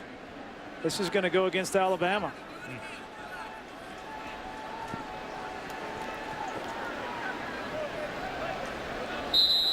Well, they had not set the football yet. Is that what they're going to say here? Well, they get a break. Wow. Stays 3rd down and goal to go. There's that shift. Wow.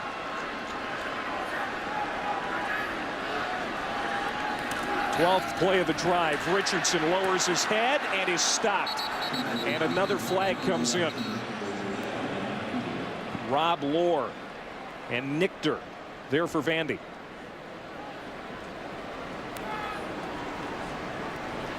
That's going to go against the Commodores.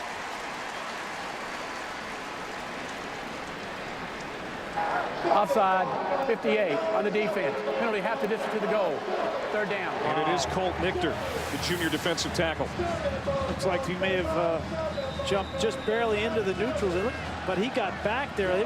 They called that lined up in the neutral zone because they did not throw that flag until they snapped the football. Crucial penalty that gives Alabama another chance to pound this ball in. Richardson behind the fullback, touchdown.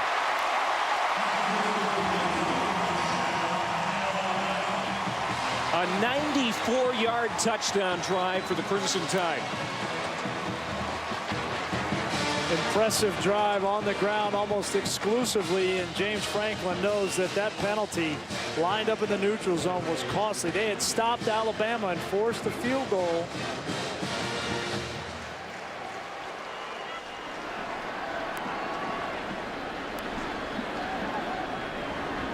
And now Jeremy Shelley for the extra point. Yeah, Vandy has had some opportunities to be much closer in this game. As it happens, Alabama now with a 3-touchdown lead. A beautiful drive for Bama, spearheaded by Heisman candidate Trent Richardson.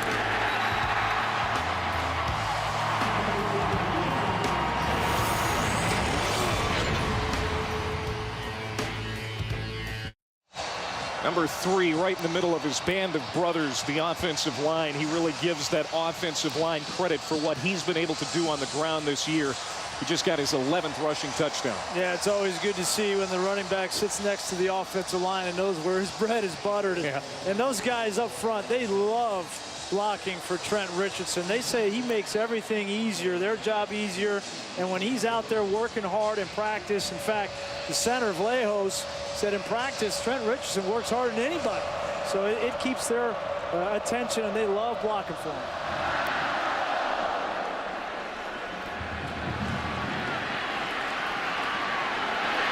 Good return for Andre Hal. Cade Foster, the kicker, maybe one of the best cover men for Alabama, makes another tackle. Let's go down to Allison.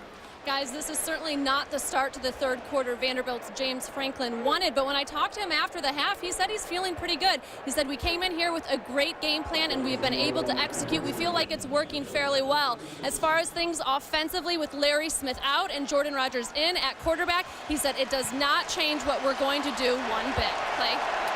Yeah, I think he should feel good. You know, they played well in the first half, just missed a couple of field goals, played well in defense, but now down 21-0, they have got to get some points on the board offensively. They've got it at their own 36. This is their best starting field position. Here's Jordan Rogers going deep downfield, has Krause, and just overshot it. Off the fingertips of Jonathan Krause. That would have been a huge play. Execution. You're going to see a double move on the outside. Krause runs a stutter go on Kirkpatrick, runs right by him. This ball maybe put a little more air under it, but Krause has got to come up with that football. This is the big play that Vanderbilt needed to get a little bit of momentum, and Krause just couldn't finish. And that's been the MO for this wide receiver unit all year. These guys just have not been able to finish plays. Just another missed opportunity for James Franklin's team. And there have been several. Here comes pressure. Rogers escapes.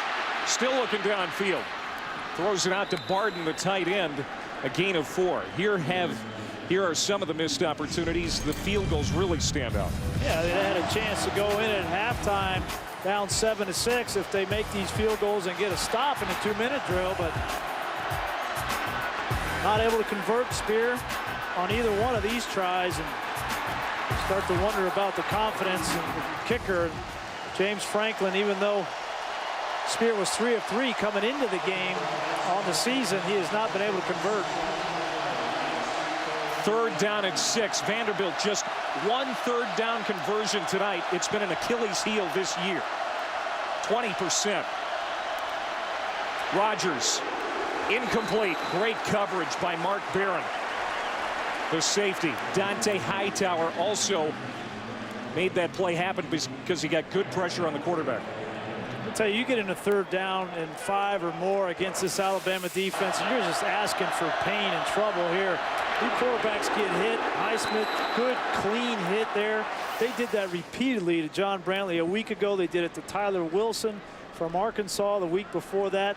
If you're a quarterback playing Alabama, you do not want to be in 3rd and long situations because you're going to get blitzed.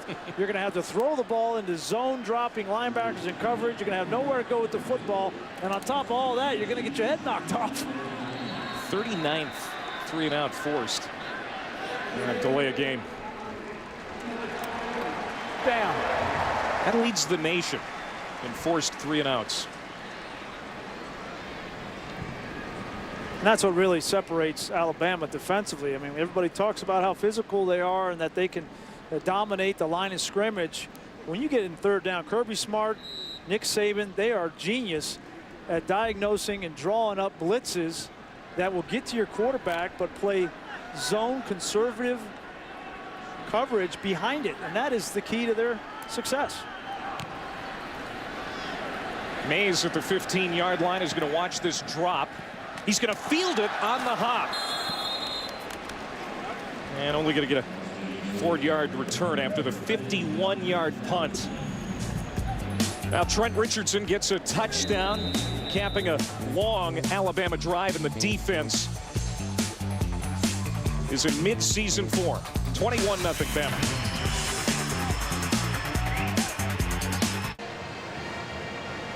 This is a Tuscaloosa landmark, Dreamland Barbecue. I tell you what, you know the food's good when you don't even take time to put the bib on. You know, you get so excited, you got somebody help you put the bib on. Say thank you there. We had it yesterday. How good was that? Huh? Did you wear a bib? No. I can't. My tie is my bib.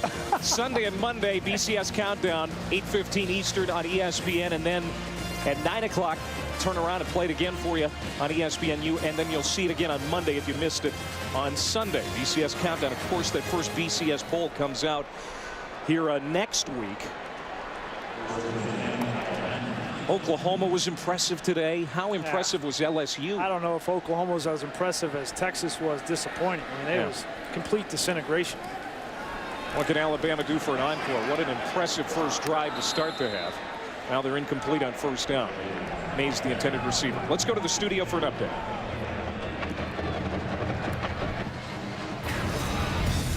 Eddie Schroff here with his SportsCenter in-game update. Georgia freshman Isaiah Crowell punching it in. And it's the Dogs with a 13-6 lead on Tennessee. 8:12 to play in the third. Clay?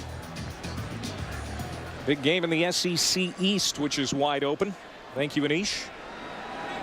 Second down and 10 for Alabama. After a 94-yard touchdown drive on 12 plays to start the second half. Richardson hit in the backfield. Gets away.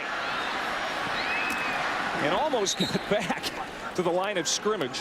Garnham hits him for a loss of 2.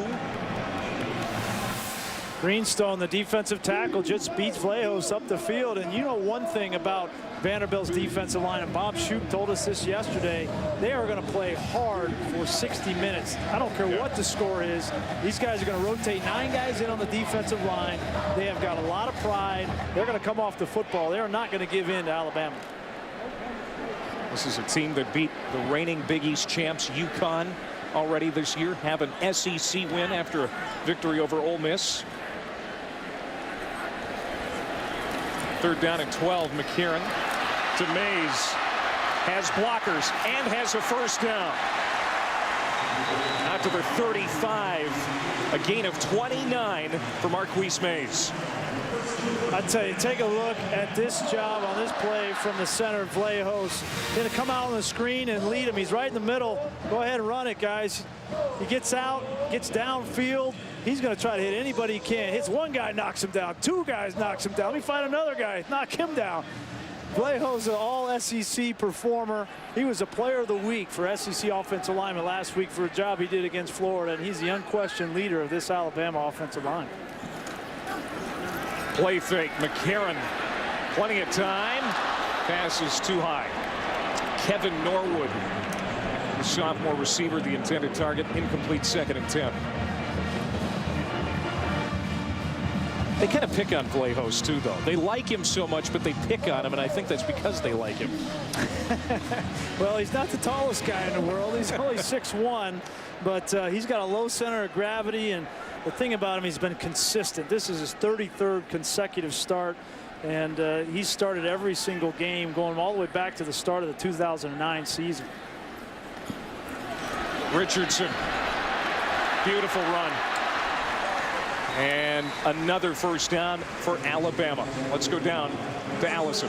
Well, guys, when we talked to Trent Richardson yesterday, he said that's what he loves about Vlahos. He's one of those guys that gets downfield, always looking to make the block. He said, heck, sometimes I think he's trying to race me to the end zone. And he's a guy that they really seem to like a lot. And Richardson loves his offensive lineman, and Vlahos kind of the leader there. And I think May's appreciating his hard work as well. He's got the sprinter shorts on. Look at those things. He's got knee pads for thigh pads.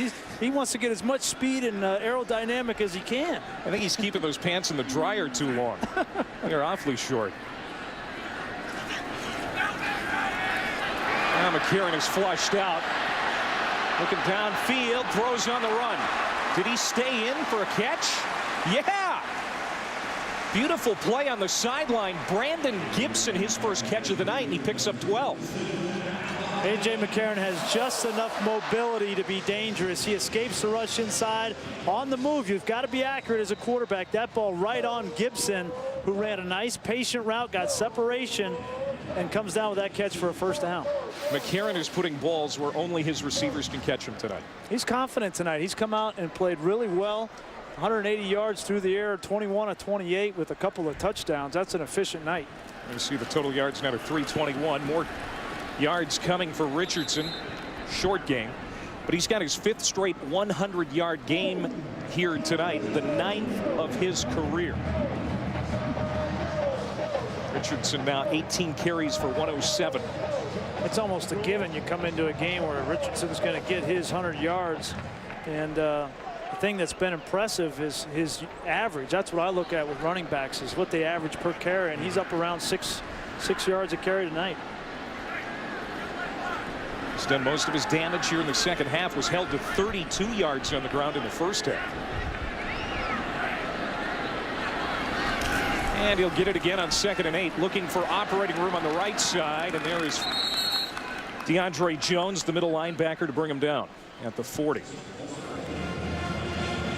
Jones plays behind Chris Marv for the most part. We're under a minute and a half to go here, 3rd quarter, as Alabama has a comfortable lead now, 21-0.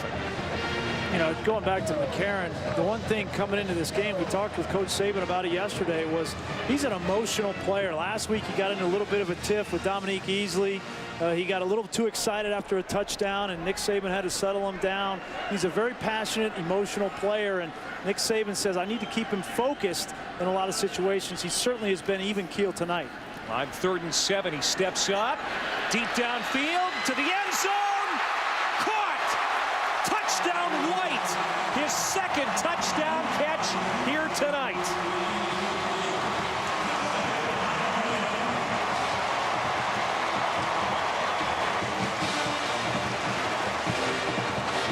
From 39 yards out. They need DeAndre White to step up.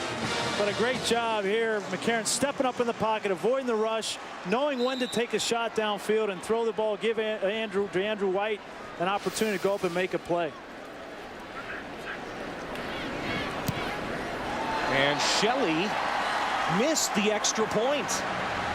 Jeremy Shelley pushed it wide right, and it's 27-0.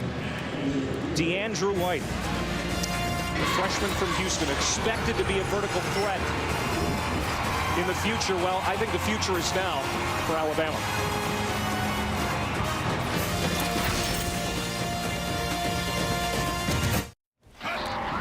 Anish Shroff here in studio. Landry Jones of Oklahoma is an AT&T All-America Player of the Week nominee. The Oklahoma quarterback threw for 367 yards, 3 TDs, had more than 300 yards passing in the first half as the Sooners blast Texas 55-17 in the Red River rivalry. Vote 55862 from your mobile phone to vote and for a chance at a trip to the national championship. Okay, Anish, thank you very much. Back here in Tuscaloosa, there is DeAndre White. Just caught a beautiful touchdown pass from McCarron. McCarron now 220 yards through the air. That is just 6 yards shy of a season high.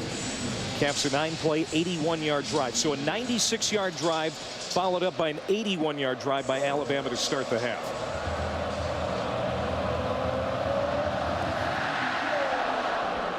Foster to the 10. That's where Clark takes it. Stephen Clark getting his first return tonight out across the 30-yard line. A couple more looks at that last touchdown pass. Yeah, great protection. Allows them to take a shot down the field, and sometimes you just got to step up a little bit, move around a little bit in the pocket to find a lane, and then like to see that ball thrown down the field a little bit more. But DeAndre White does a nice job coming back to the football. The thing about White, he's got a lot of talent, a lot of speed. Is he physical enough to be an every down wide receiver in the SEC? Julio Jones was a freak of nature for Alabama, was able to go up and make plays all over the field. Now they need somebody to step up. Is it Marquise Mays? He doesn't really have the skill set to be that kind of receiver. DeAndre White's got the size and the speed to be able to do it. 44 seconds to go in the quarter. Jordan Rogers in a quarterback for Vandy since the first half. Wesley Tate makes the catch, gets it to the 43-yard line before Hightower brings him down. It's a first down, a gain of 12. Larry Smith knocked out of this game with a leg injury of some sort for Vandy, and Jordan Rogers is running the offense. There is Smith. It's obvious that he's probably not coming back in. He is helping shuttle in the signals. Look at the total yards in the third quarter. Alabama has come out of the locker room and completely dominated. And he steps out close to midfield. 5 seconds to go.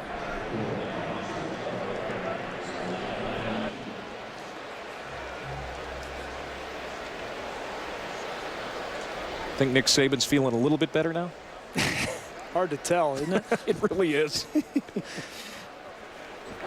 Holding. Number 69 on the offense. Penalty 10 yards from the previous spot. First down. Josh Gillespie, the right guard.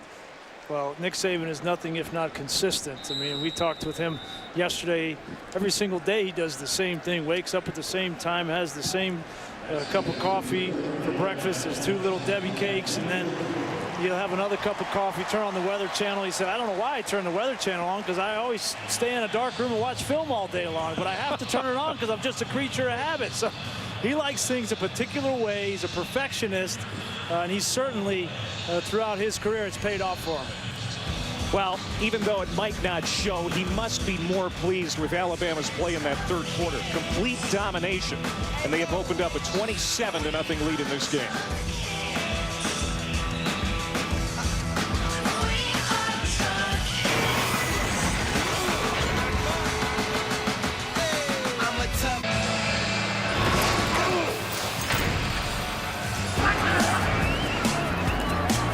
The score doesn't reflect it now, but this game was close for a half. A.J. McCarron has been good running this Alabama offense. He has 220 yards passing. A couple of missed field goals in the first half by Casey Spear. And Vanderbilt still scoreless in this football game as Wesley Tate makes that catch for Vandy. Mark Barron, another punishing tackle. The third quarter completely dominated by Alabama. They controlled the line of scrimmage on both sides of the ball in that quarter. I think that was kind of a result of the conversation at halftime that Nick Saban, Kirby Smart probably had with his defense and with his team about not playing down to the competition, but having a certain level of expectation for perfection. Screen play to Zach Stacy, and Alabama was ready for it. There is Mark Barron. Who else? Man, it's like he's cheating off your paper. He knows what's coming before it happens. Well, there he is right here. He's just going to diagnose the screenplay. The offensive line, this is the old trick 'em. Let all the defensive linemen come up the field, but Mark Barron is not fooled. He's so smart, and he's so good at playing that center field position, reading defenses. He studies hard during the week. He's one of the better safeties I've seen in college football in a long, long time. Good bet he's going to be a 3-time All-American after this year's over. 3rd and 16 for Vanderbilt. They've converted just once on third down here tonight. Rogers picked off. D. Milliner. Barron in front of him. Inside the 15. A 35-yard interception return, setting Alabama up for another score. Yeah, and that was too easy for Milner. This ball just thrown into double coverage. Rogers forcing this, trying to get back into this football game with one throw, and throws right into 2 deep double zone coverage, and that's an easy pick for Milner. And again, another interception for Alabama. The last 2 games they've had interception returns for touchdowns. That one almost went all the way back. And they're going to say he was actually out at the 20-yard line, so that's where Bama has it, first down and 10. As James Franklin talks with his quarterback. Yeah, he's telling him right there that you cannot throw that ball into 2 deep coverage. You got to work the strong side of the field. He was on the wrong side, and he'll learn. Problem is, he's going to learn the hard way against Alabama. This is Charleston Fowler. Again, no Eddie Lacy. He's out with some turf toe, so Fowler getting more carries tonight. Colt Nichter pushed him out of bounds. I thought it was interesting what Jim McElwain said about Fowler as you take a look at how Alabama has performed in the fourth quarter. I mean, it's been 45-8 in scoring, and look at the yardage. It's just, and it's a representative of what Nick Saban's all about, his fourth quarter program for conditioning that he has in the offseason, the way that they finished games a year ago. Those 3 losses they lost in the fourth quarter, and the one that really hurt, they were up 24-0 against Auburn, lost 28-27, and the placard in the football building says never again.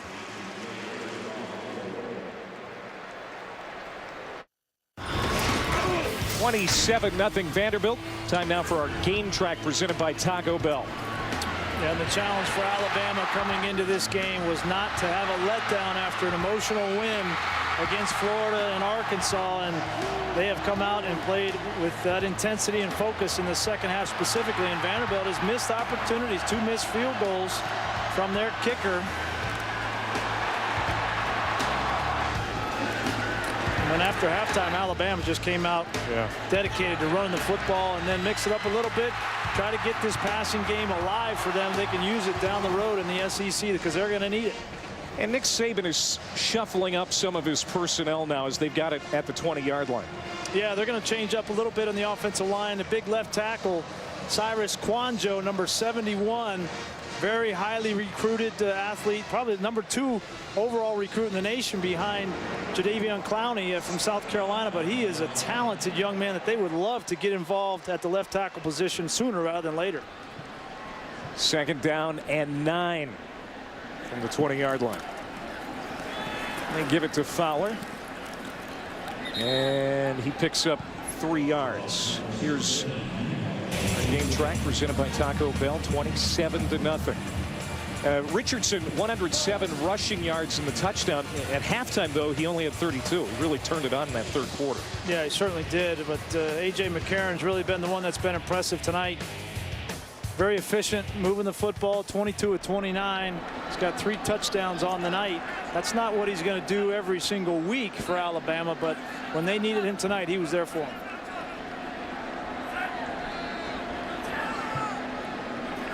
3rd down and 8. To the end zone, touchdown. Darius Hanks.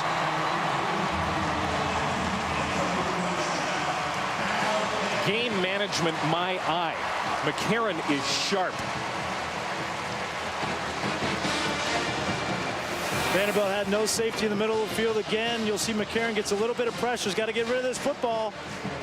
Hanks runs a great route, patient, and with no safety in the middle of the field, both Hanks and McCarron knew that that was going to be stealing.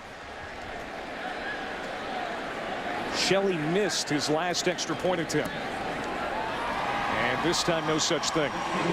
34-0 Crimson Tide.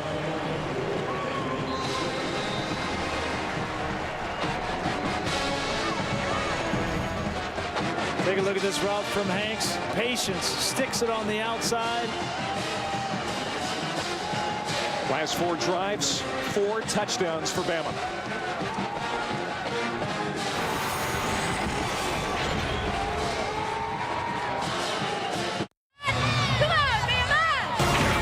ESPNU College Football Prime Time is presented by 5-Hour Energy. 5-Hour Energy fixes tired fast. Visit 5hourenergy.com.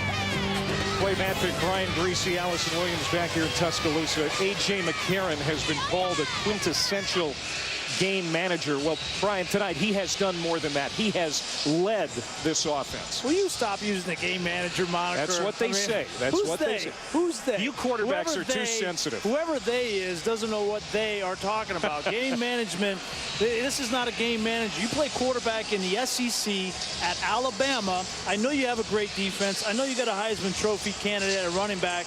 If they're going to win the national championship, A.J. McCarron is going to need to be a playmaker, and there's going to be a point in time where they're going to need him. Greg McElroy was a playmaker, okay? He made plays. I don't know, he had Julio Jones and all these guys, but in my opinion, there is no game management in the SEC at a program like Alabama. I'll just go on the record on that one. I was going to say, it sounded like you almost took that personal. Were you ever called a game manager? Listen, I had a good defense in college, yeah, and we won the national championship. Everyone called me a game manager. I got to the sore spot. At the 17, it's taken by Hal. And a short return out to the 24-yard line. Let's go for an update on Arkansas-Auburn. Anish. Clay, it's now 21 unanswered for Arkansas. Joe Adams is going to take this 92 yards to the house. Razorbacks up 28-14. Now remember, last year Arkansas led Auburn in the 4th quarter, but the Tigers closed the game with 28 unanswered.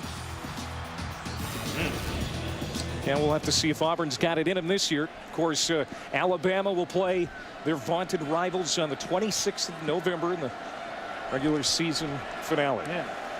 Auburn is just good enough to be dangerous. You know, I mean, But I know that they will have the full attention of Alabama in the Iron Bowl. That will be fun as always. Rogers, who stumbles at about the 25-yard line and falls ahead to the 29, a run of 5. Don't forget Palmer and Pollock Monday at 1 and 9 Eastern on ESPNU. This is the first year of the Palmer and Pollock show. What are your impressions of those two guys on the air every week? I mean, they jab at each other back and forth, kind of like you and I. Nah. Maybe not that bad. I'll take Pollock in that jab fest. We're seeing Palmer soft.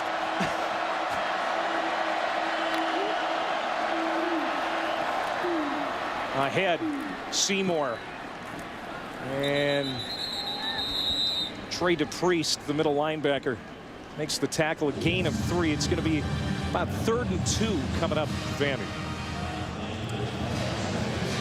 Nick Saban in his 5th year as Alabama's head coach, 2 division titles, 1 SEC title, 1 national championship here at Bama. The only active coach with 2 national titles and at different schools to boot. A lot of people think he could be getting another one here this year. Well, they're certainly going to have their opportunities if they continue to get better on a weekly basis, and Nick Saban knows how to motivate his team. He will have them ready to play, in my opinion. Rogers gets away from a tackle, throws on the run, and right into the hands of Nico Johnson. Second interception thrown by Rogers.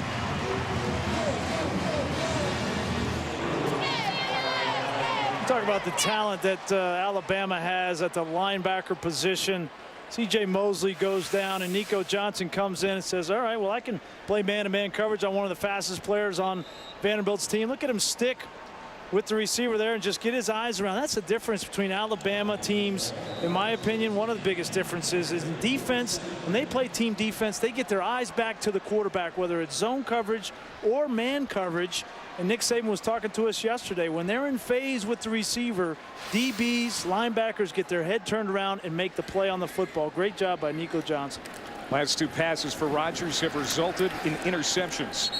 Fowler the carry. He'll pick up 2 on 1st down, and a new quarterback is in for the Crimson Tide. Phillip Sims, the redshirt freshman out of Chesapeake, Virginia. He has played in every game, albeit not as much as he would like, as A.J. McCarron has won that starting job. Yeah, and people didn't really get to see a whole lot of Phillip Sims because in spring practice closed, and saw a little bit of it in the spring game, but he's got an arm. He can throw the football. This race was tight. I think that the little bit of experience that McCarron had coming into this season was what gave him the edge, but Sims can play. He'll hand off, and Fowler tries to cut back, and he is hard to bring down. He has proven that tonight. Gain of 7. It's going to bring up 3rd and a couple. Sims, the #1 quarterback in the nation on that ESPNU 150 in 2010 out of Oscar Smith High School in Virginia.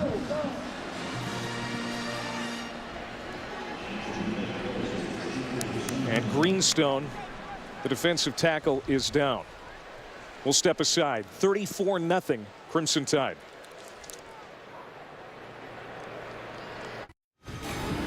And Eastroff here in studio. BYU quarterback Riley Nelson making his first start of the year. BYU and San Jose State comes your way at 10:30 Eastern on ESPNU. Earlier today, LSU, #1 in the nation, rolling over Florida 41-11 in Death Valley. The Tigers have now defeated 4 ranked opponents. And how about Oklahoma pounding Texas 55-17, the final. OU 3 defensive touchdowns. SportsCenter right now brought to you by Discovery. All right, Anish, 2 very impressive victories for Oklahoma and LSU today. 9:42 to go. Alabama on 3rd and short. Sims hands off for Fowler. And it's going to depend on the spot.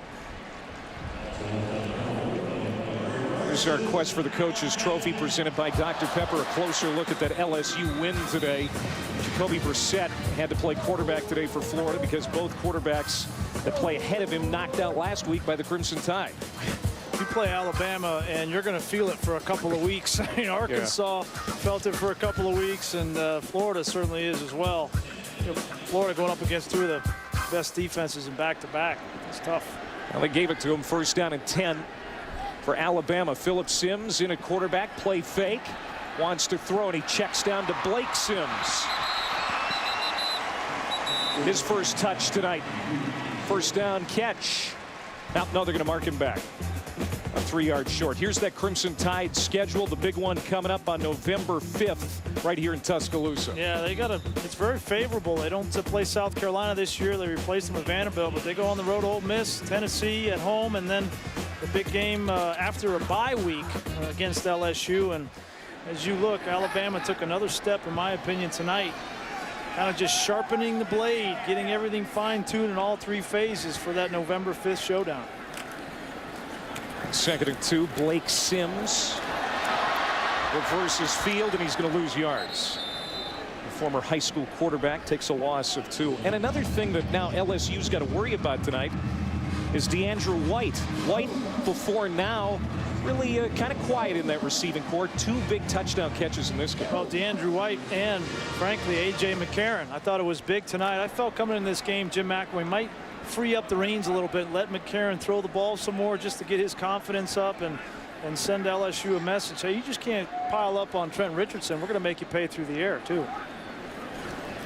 Phillip Sims, happy feet and down. He is sacked at the 28-yard line by Walker May, the defensive end. It's a loss of 8. You know, Vandy, through the first half, got to give him a lot of credit. And this Vanderbilt team already has 3 victories. Now you look at their schedule, and they're going to have to try and find 3 more wins to become bowl eligible in James Franklin's first year. And I got to tell you, they certainly have a defense that's formidable enough to get it going and find those wins. It's the offense that they need to get going. I've been impressed tonight with Rodgers at quarterback. He, you know, who knows how long Larry Smith will be out, but I think Rodgers has some tools to do it. Sims to Sims, and he will not get the first down. Gain of 9. And Vandy will take over on downs. 7:05 to go. I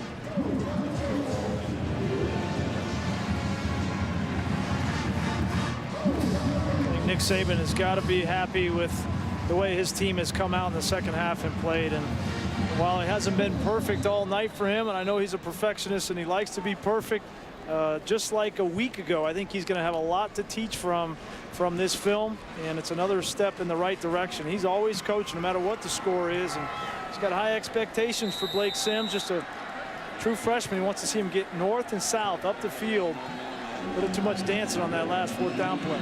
And we actually saw him smile not that long ago. Yeah, but that was in a commercial break, so it didn't count.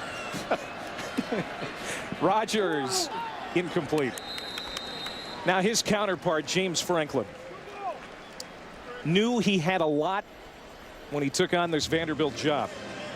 But I'll say this about him. He's already making a splash on the recruiting trail. Yeah. Tom Luganville, who's walking around here tonight, has him ranked 25th as far as this recruiting class coming in.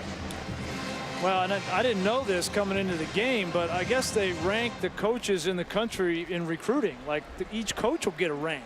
Huh. And so Tom was telling me that, and James Franklin has been a top 25 recruiter for the past 2 years. I mean, I know they rank quarterbacks and teams. I didn't know they rank coaches for recruiting.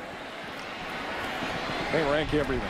Seymour out across the 30 to the 32. It's a gain of 13. And speaking of Mr. Luganville, he's down with Allison. Guys, yes, I'm here with Tom Luganville, National Director of Recruiting for ESPN. He's been here hanging out, twittering for us. And Tom, guys were just talking about the performance by James Franklin on the recruiting trail this year. Top 25 class for Vanderbilt. How did he do it?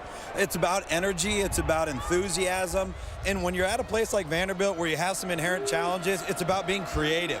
And when you take a helicopter on a recruiting trip. It's about making headlines, and that's being creative. They know they've got challenges ahead of them.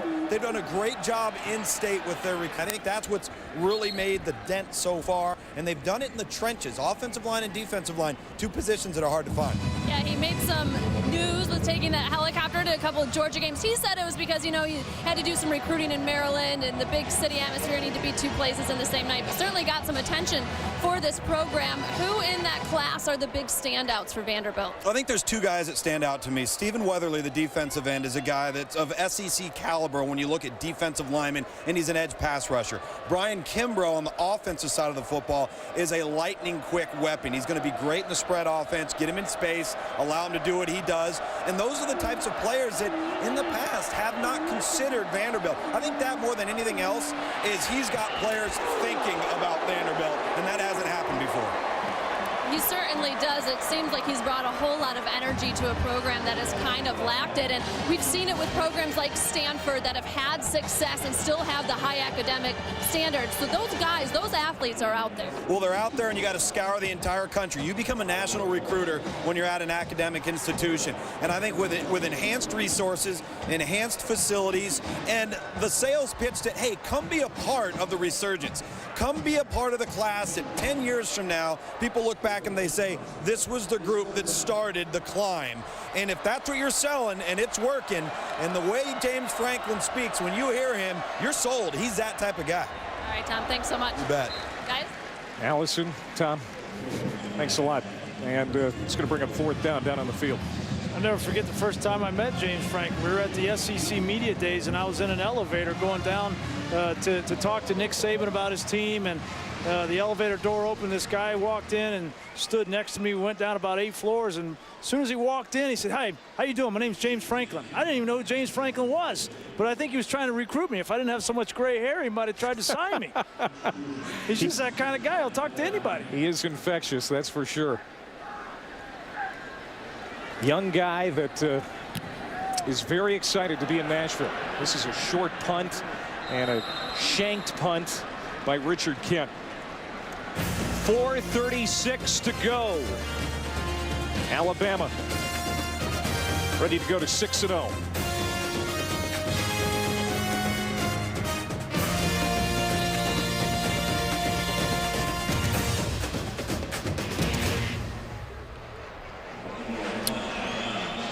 Good stuff. Finally got Lugs on.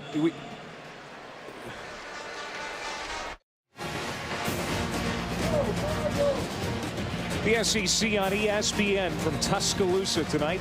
Homecoming night for the Crimson Tide.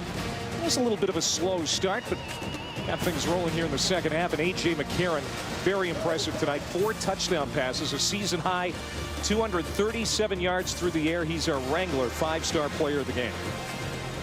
And I thought emotionally he was very even keel tonight. Didn't get too high.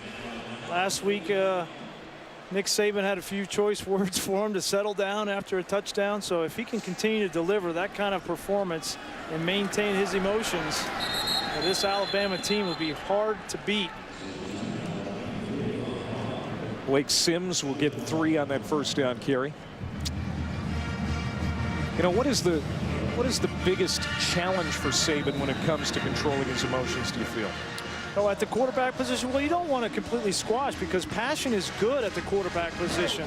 You just don't want that passion to take away the focus that you need to play the position, to go through your reads and to be focused and organized in how you run the offense. So, but I think that passion can be good. It can rally your team, get your offensive linemen especially motivated to play, and you don't want to coach that out of them. Sims caught from behind, a gain of 2. Let's go to the studio for an update. All right, Clay, coming up in a little more than 20 minutes, San Jose State and Biletnikoff Award watch list member Noel Grigsby will take on BYU. That's at 10:30 Eastern on ESPNU. Grigsby, one of the top wideouts in the nation. All right, Anish, I hope Dave Diaz-Infante is impartial tonight. He's a San Jose State grad. He's on the broadcast here tonight on the U. A good shout out for Doc. Yeah, he protected you at one time, didn't he? inside the 40-yard line. Ball comes loose.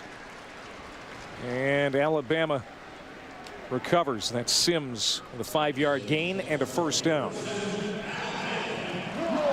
As we're coming up on 3 minutes to go. Next week, Alabama's at Ole Miss. Then they come home to take on Tennessee. Then LSU November 5th here in Tuscaloosa.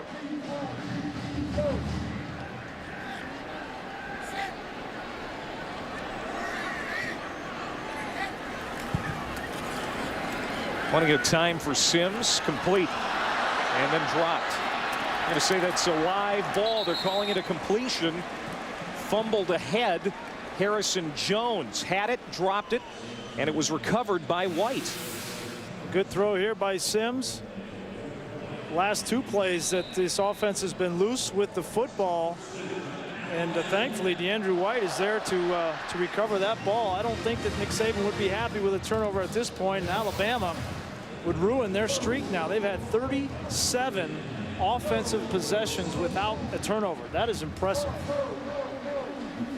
They got 7 on the year, but most of those happened the first game or 2. And Sims with another run. Picks up 1. Mondays on ESPNU, Jesse Palmer, David Pollack.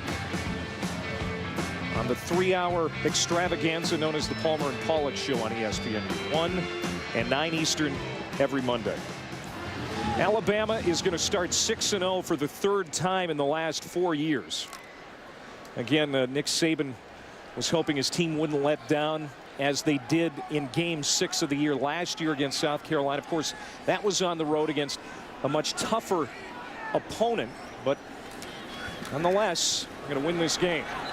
Tackle in the backfield. Sims dropped for a loss by Al Owens. And I really think the 2011 season for Alabama started January 1st in the Capital One Bowl when they beat Michigan State 49-7. They were embarrassed, losing 3 times during the course of last season, and I think Nick Saban used that time off over the holidays to really motivate his team and say, look, we have got to build some momentum. They lost a lot of players on defense after that national championship team in 09. They did inexperienced last year on defense, but 10 out of 11 starters returned for them on defense this year, and they're playing with more confidence, more character, more leadership, and it's showing.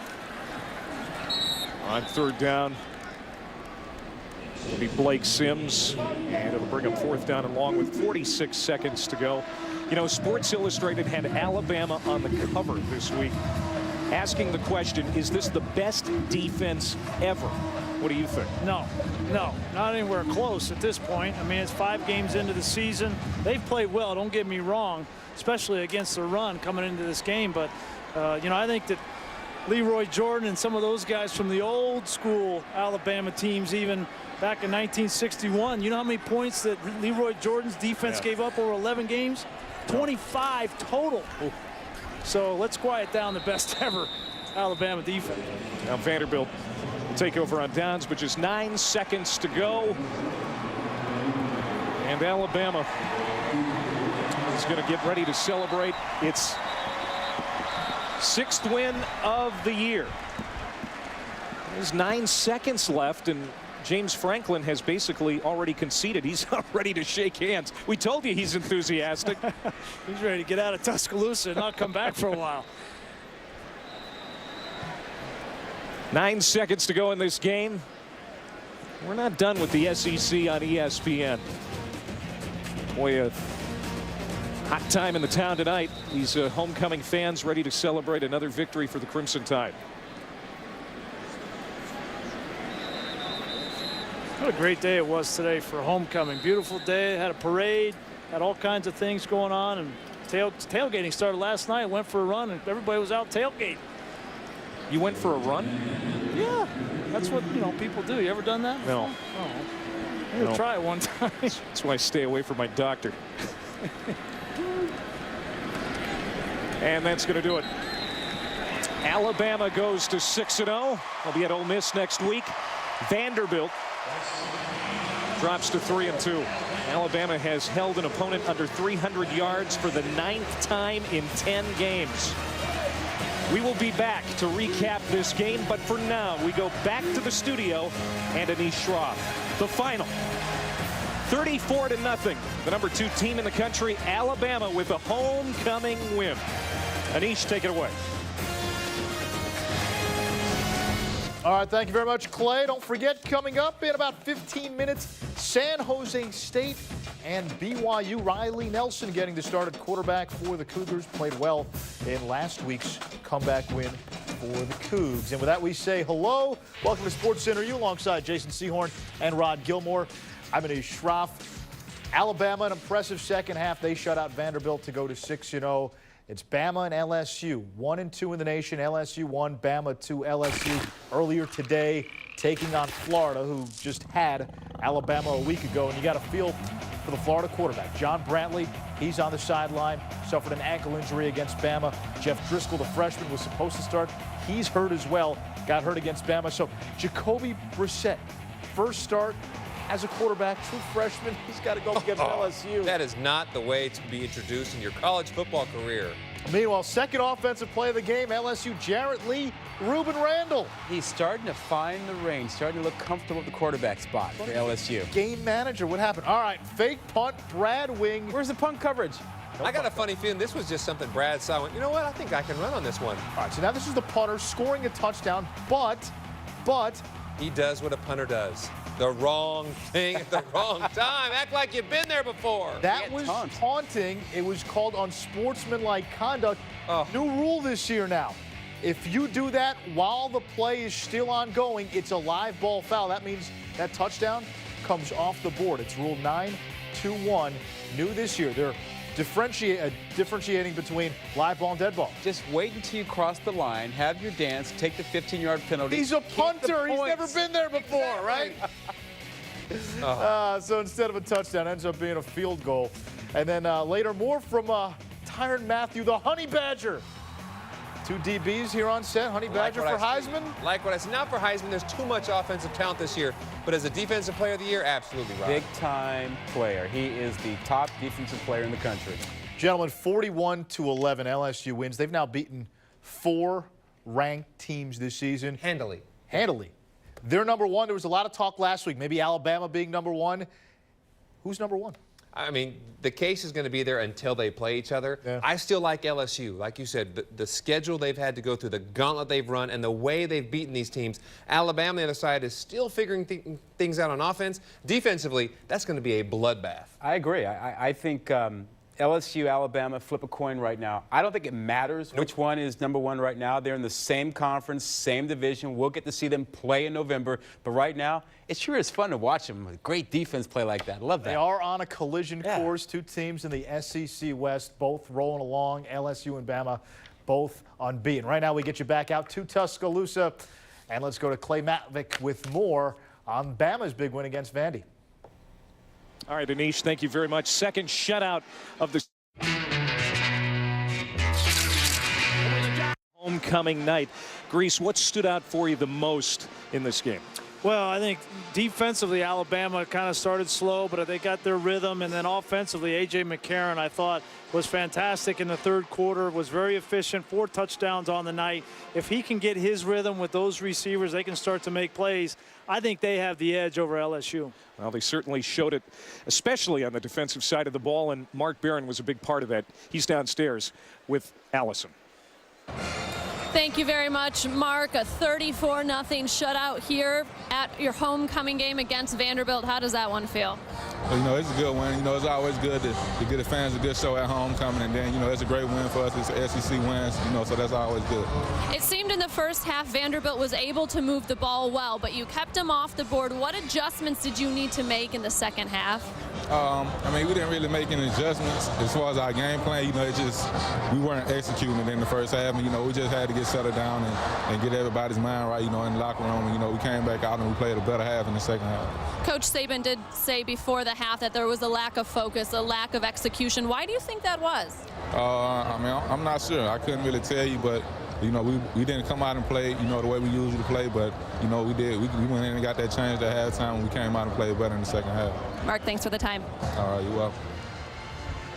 All right, now the team is 6-0.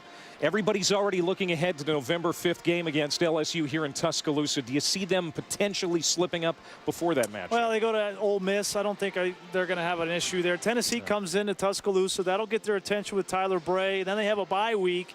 I think they're going to use the next 3 weeks to really sharpen the blade and get their mind right for LSU on November 5th. And like I said, if they're able to throw the football effectively, convert on third downs like they did tonight. Tonight they were 12 of 17 on third down, and then add in Trent Richardson and a heavy diet of that. LSU is going to have all they can handle here in Tuscaloosa. And they're going to have that extra week of time to prepare for LSU before the Tigers come in on November 5th. Trent Richardson, another 100-yard rushing game, 107 on the night. Now let's go back to the studio and Anish. Kyle Van Noy, BYU's defensive menace, 2 fumble returns for a touchdown. He and the Cougars less than 9.5 away from kickoff as they take on San Jose State, 10:30 on ESPNU.